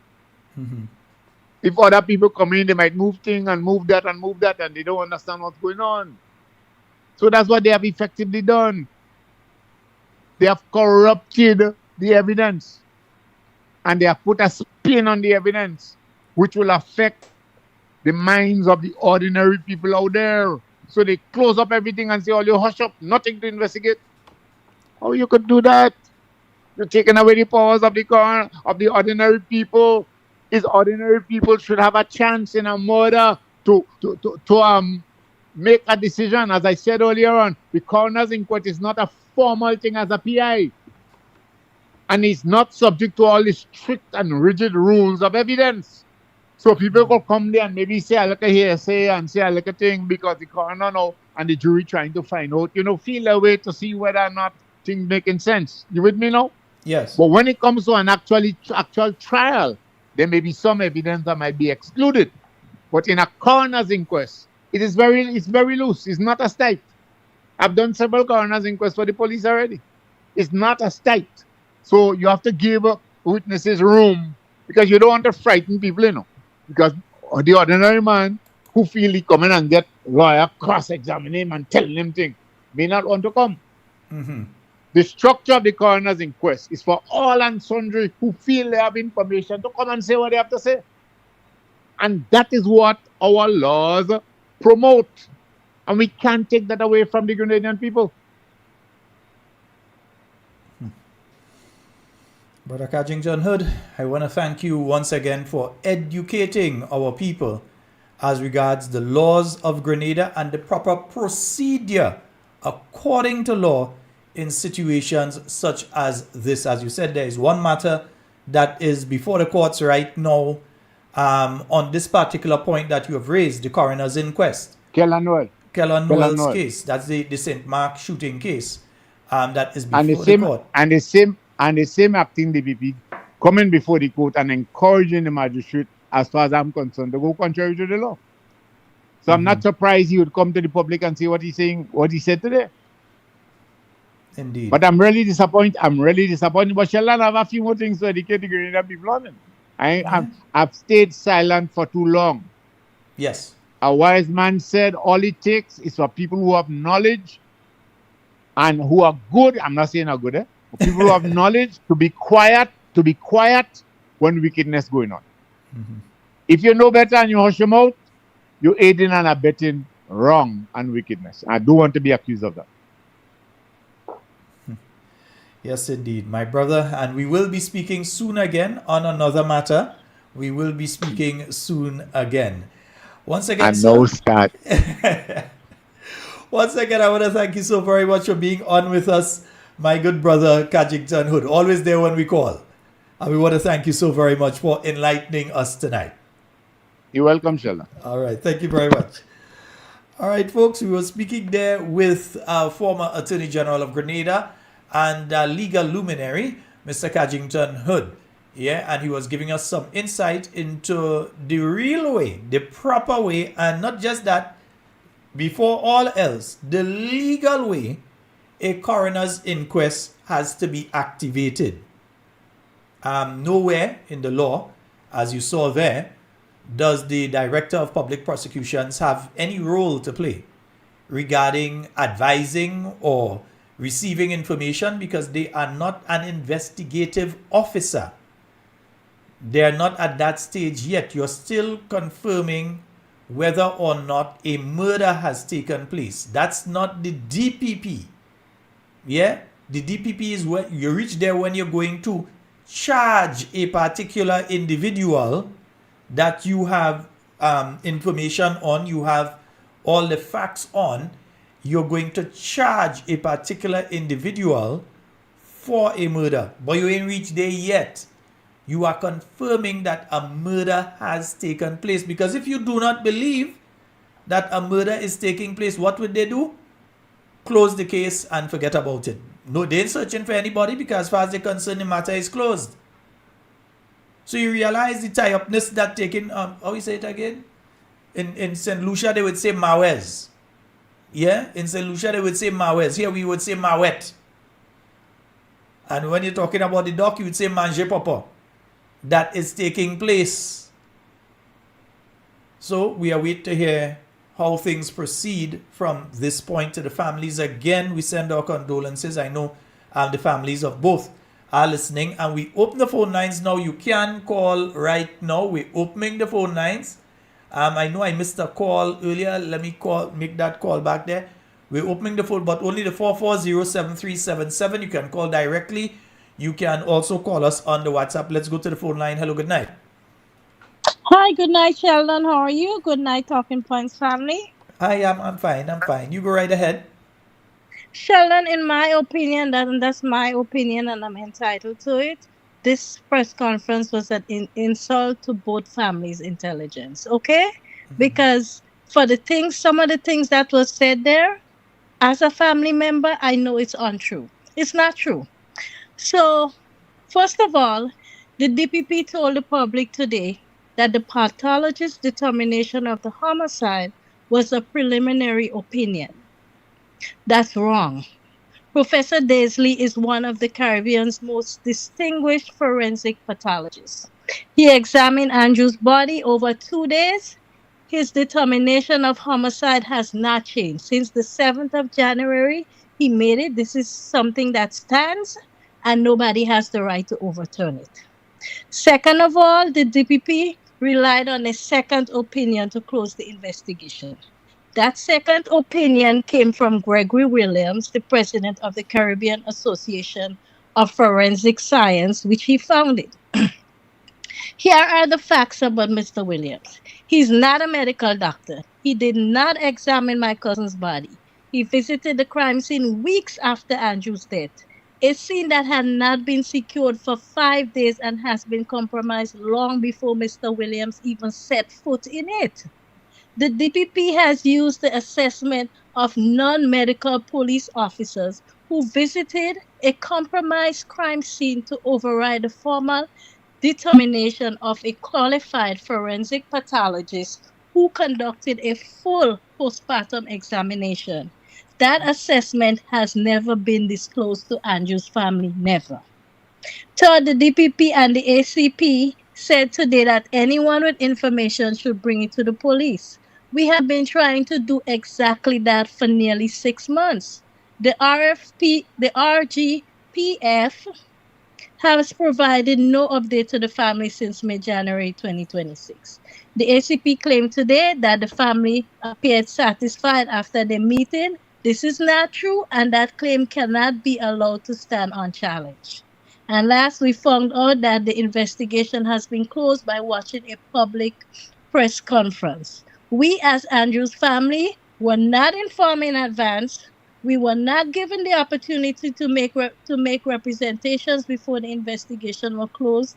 We learned that that had happened to our loved one on the same day the public did through a screen.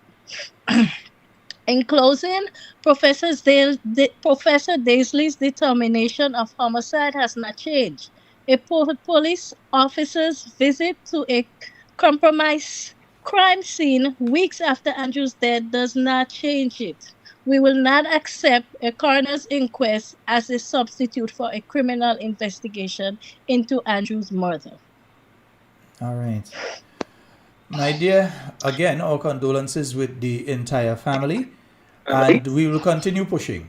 We ain't done. They can't pull what they pull today and think that we're done with this and we're just going to say, well, okay, it's going to this. Everybody here is in one. Everybody here is in one. This is not fair. And I just feel it for Neelan's family because, they probably, I don't know what to say, but I know what we're going through. And I could just see what Neelan's family is going through too. And this is not right, It's really not right. And something needs to be done. Good night. Yes, indeed, my dear. 440-7377. That is the number you need. In fact, I missed a call here. Let me see if I could find this number. What do we do again? How do you call back? I forgot how to do that, Yeah, I actually forgot. Let me see. Let me see if I could call back this. If I could get back on this call. And I'm calling back a number that I realized. Call me. Hello. Hi, hold one moment, please. Let me bring you on live. So hold one moment. I'm going to bring you on live. So hold 1 second. Right, you're live. Hello. Yes, Shalom. Good night. Good night, Mom. How are you doing? Yeah, this is Milan Mora. Shalom, I'm tired. I'm tired. I don't know. I don't know if I could make it, if I would make it. I don't know. This is so hard, so much pain. Knowing the fact that how Milan died. Milan did not sick. That child live here. And that child tell me going to that party. And that child go to that party and the next day was something different. And my problem is, I don't know. The police still have the phone out there. This woman take the phone.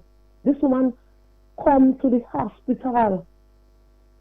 I don't know who called her and tell her Milan taking sick. She reached there and she will not go. That woman said that she have a mother and the airport to go and pick up. And that woman won't go. I tell her will go on. That woman wait until Milan was dead before she could go. And when she done, she called who she had to call. And it was right there. And my point is they come there and they don't ask, well, what is the cause of death? What happened to him? They just come. And they was there. And God alone knows what happened. God alone knows. And I believe that God will work. Nothing go unpaid.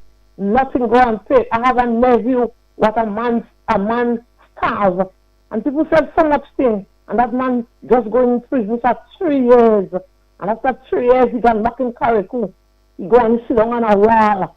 And they will fall and break his neck. And I know that nothing go unpaid. My question is, the police said that in December, the last week in December, the police said that they got a report from Jamaica, they got one in January. Where are the reports? Where are the reports? Up to now, they don't say nothing. But that is what they're coming and say now, the DPP. That is what they're coming and say now. May God deal with these people. God has to deal with them. They have to go down. I'm tired. Oh gosh, Nilan was a good child. Nilan had no conflict with nobody. And I cannot take it. I don't know how long I'm able to stand because I cannot take it. I just need justice. The police come here, they search the house. They said that is guys, and them tell them that he and my nephew used to be in conflict, and that was a lie. The police know that was a lie. Oh, he and my nephew used to sleep in one room. That was a lie. And the police said, no, that guy lying. I believe this guy was paid by somebody to kill my child. And now that is what they come in and say, but I'm not giving up in praying and fast. I'm praying and fast to the belly of God. I know God will work for me. They have to go down. Look how they got in Parliament. As if it was a demon coming out of them.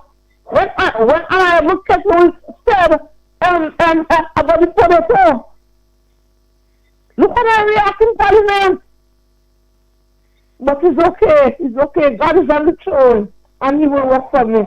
Okay, Sheldon, good night. Good night, Mommy.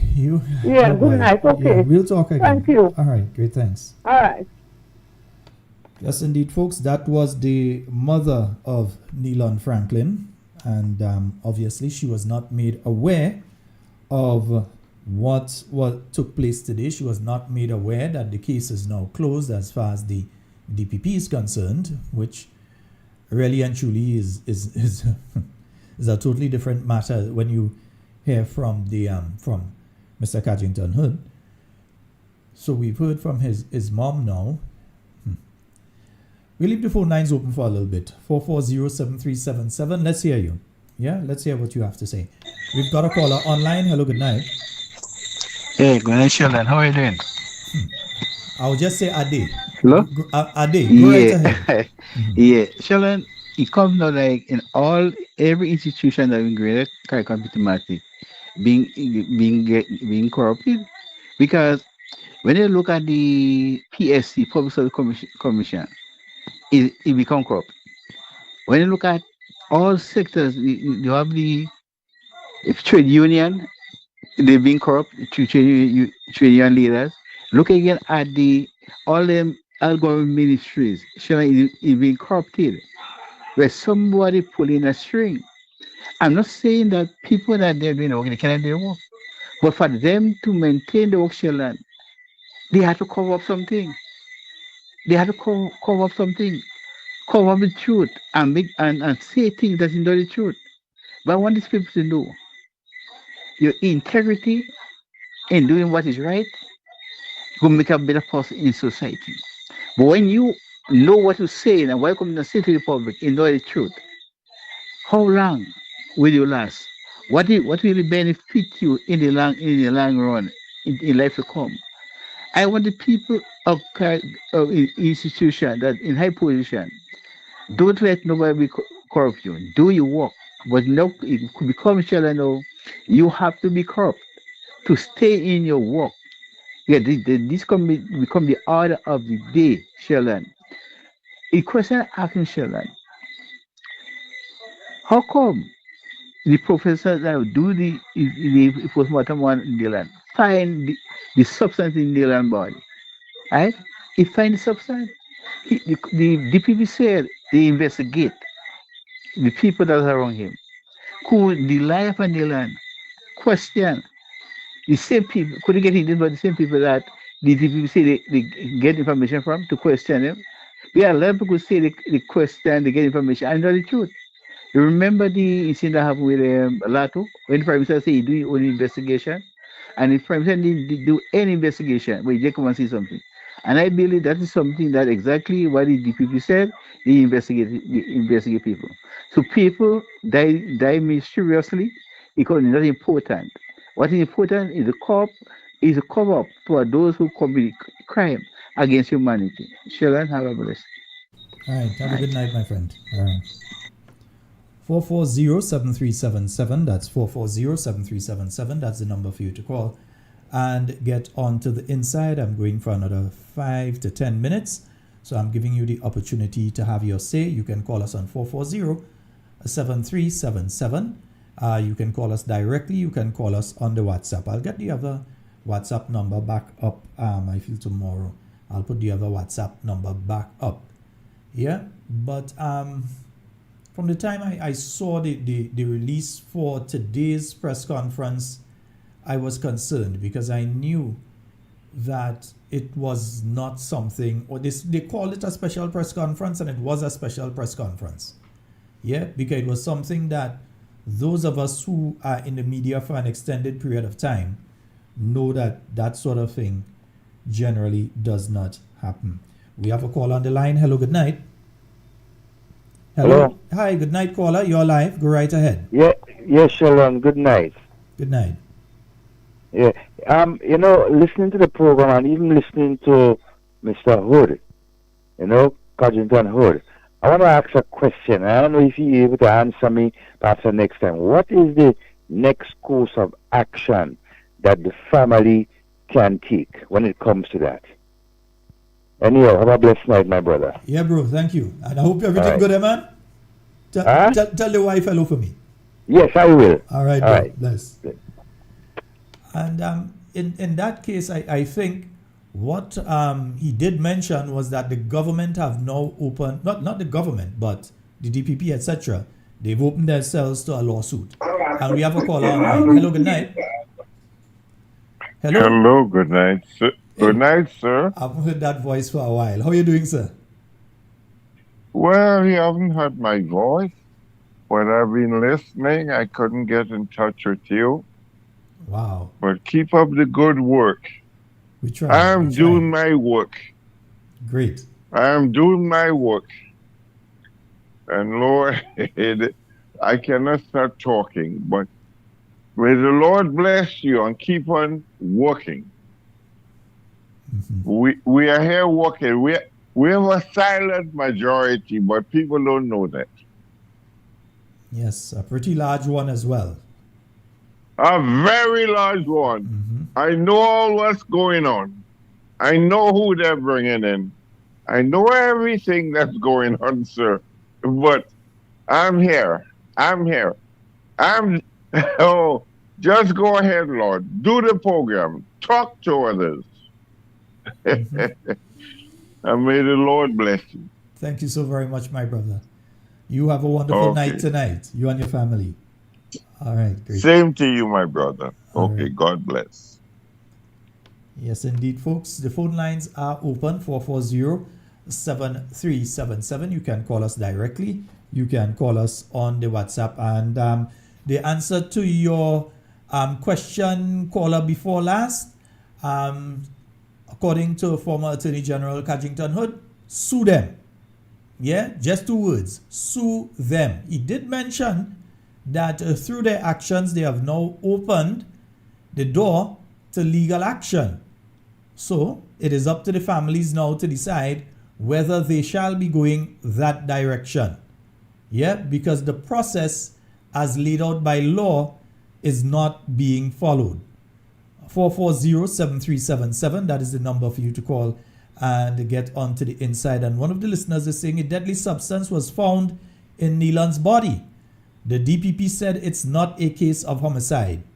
Then is it suicide? Did Neelan took that substance for himself? And I mean, when you hear the circumstances surrounding the events of that day, the night and that day, you know definitely that can't be a consideration of what took place there. Yeah?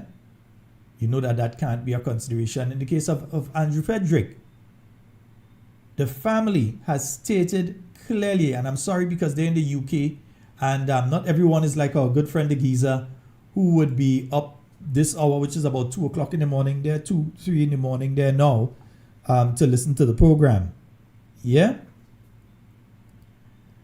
It is a situation now where you have people who they heard the person that was found dead. The day after, they heard the person screaming for help. The day before, they heard the person screaming. The family tells the police who these people are. It says, well, these people have information that can possibly help you tie down around what time whatever happened, or maybe even who they saw around at that time. Because if you hear somebody screaming for help, sometimes you look outside, you peep, whatever it is to see. You ain't going to just stay inside and say, well, me taking partner. We're Grenadians, you're going to peep, you're going to take a look outside, you might see somebody passing a particular shirt or whatever. And the police, to this point in time, have never spoken to those persons. So said the family. The police have never spoken to these people. We have another call online. Hello, good night. Oops, my mistake. One moment. Yeah, hello, good night. Yeah, yes. I hear you know. Yeah, go right ahead. Yeah. 2 questions. As a result of this go slow or strike, is the airport closed? Is the airport closed? That no, I haven't heard that the airport is closed. I know that there's industrial action which may slow down the process there, but as to it being closed, I have not seen any information saying that it's closed. Okay, so is business as usual? Well, Yeah. not a business, but not as usual. Okay, that's my that's all I had to ask tonight. Good night, Okay. sir. All right, no problem, my brother. All right. Yeah. Although I haven't heard any flights leaving in the last couple hours, but I assume that flights are still arriving and leaving and so on. Yes, indeed, folks. I think we're going to wrap it in the next 3 minutes. We have enough. If you call now, you'll get 3 minutes to speak, but we're going to wrap it in the next 3 minutes. So we're going to make a hard stop at 10:15 my time. We're going to make a hard stop at that point in time. So if you've got to call, you've got to call now. And yes, we will be on tomorrow night. No, tomorrow night is not the gospel night. We're going to be doing gospel next week, Friday, God's willing. We shall be doing our gospel and prayer night. Yeah, we'll be doing our gospel and prayer night. So where things go from here, it is going to be very interesting because there seems to be some move on behalf of the powers that be to have this coroner's inquiry taking place. And at the same time, the families now have the option of taking legal action because the proper legal procedure has not been followed. Yeah? You have 2 young men who have now gone to the great beyond. We have, who will be our final caller tonight? Hello, good night. Hello, Shailan. Good night. How are you, sir? I'm quite fine. This is Stephen speaking here. Stephen, yeah. I'm still really trying to understand what really go on today because I don't really understand what they're saying or what they're talking about. So I would like you to explain a little more if you can. Thank you so much, sir. Good night. What I would advise you is you may have joined the program late.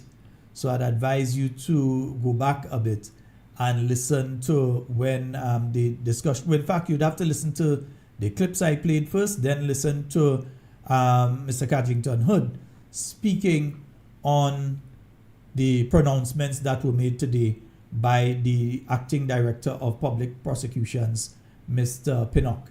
Yeah, I can't remember his first name, for some reason. Yeah, but Mr. Pinnock. So while I may not have the time, because I said I'm doing a hard stop at 10:15 and it's now 10:14, it would be important in this instance to go back and listen to what we've played before. All right. So folks, we're going to take that we're going to do a hard stop right now, folks. It's been wonderful being here. You only realize the last piece there, especially Neilon's mom kind of take it out of me. Yeah. Folks, that is all the time we have for Talking Points tonight. It has been wonderful being here with you. It has been wonderful being part of providing the avenue for education to you on what the law says in situations like this. Not somebody coming and try to shovel things down your throat, but hearing from the legal persons, the legal person, and also being able to see the law for yourself. Yeah? You were able to see it for yourself, so you know exactly what the law says in this instance. And we really hope that proper procedure starts to take place so that we can get, because if you don't believe that somebody has been murdered, you will not be looking. Yeah, you will not be looking. If you honestly believe that somebody has been murdered, you would be out there looking. It could be 5, 10, 15, 20 years. You will be looking. But when you say you close a case because you don't believe that it is homicide, you don't believe that a murder took place, and you close the case, which I don't even know if it is within his remit to close a case, you go and you close a case, that's a totally different story. Folks, as I said, that's all the time we have for Talking Points tonight. It's been wonderful being here with you. In everything you say and do it safe and secure. I want to be speaking to and with you, and definitely not about you. Love each and every one of you. Do enjoy the rest of your night tonight.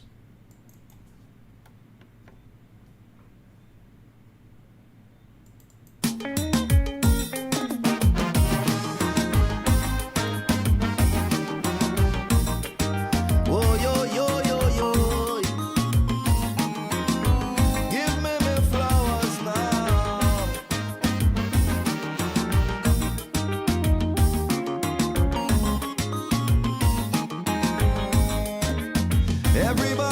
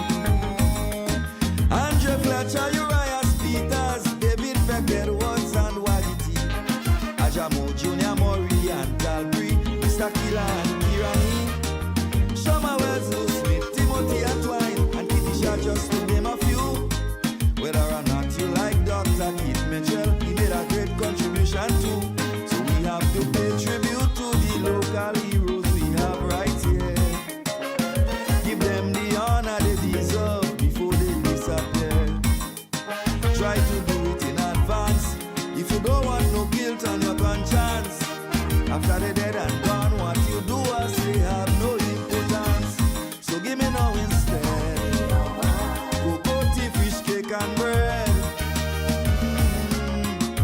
Give me flowers before I dead. Don't wait till I gone. You say I was nice like Father Ed. Just give me flowers before I dead. Before I dead. Before I dead. Give me flowers before I dead.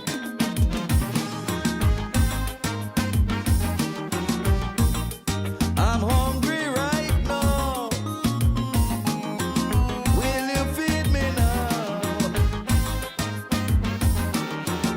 Will you recognize me now? When I finish my little mission here and my father tell me come home, you would not be able to help me there because I'll be standing alone. But if I'm hungry now, you could feed me, or you could wait till I starve to death. Then blow your nose while they're reading me. You are Rochi, you must stop the damn disrespect. The ordinary people like me and you could be heroes too, yeah. The selfless sacrifices we make for a total stranger's sake. The ones we take for granted and we never appreciate. After they gone to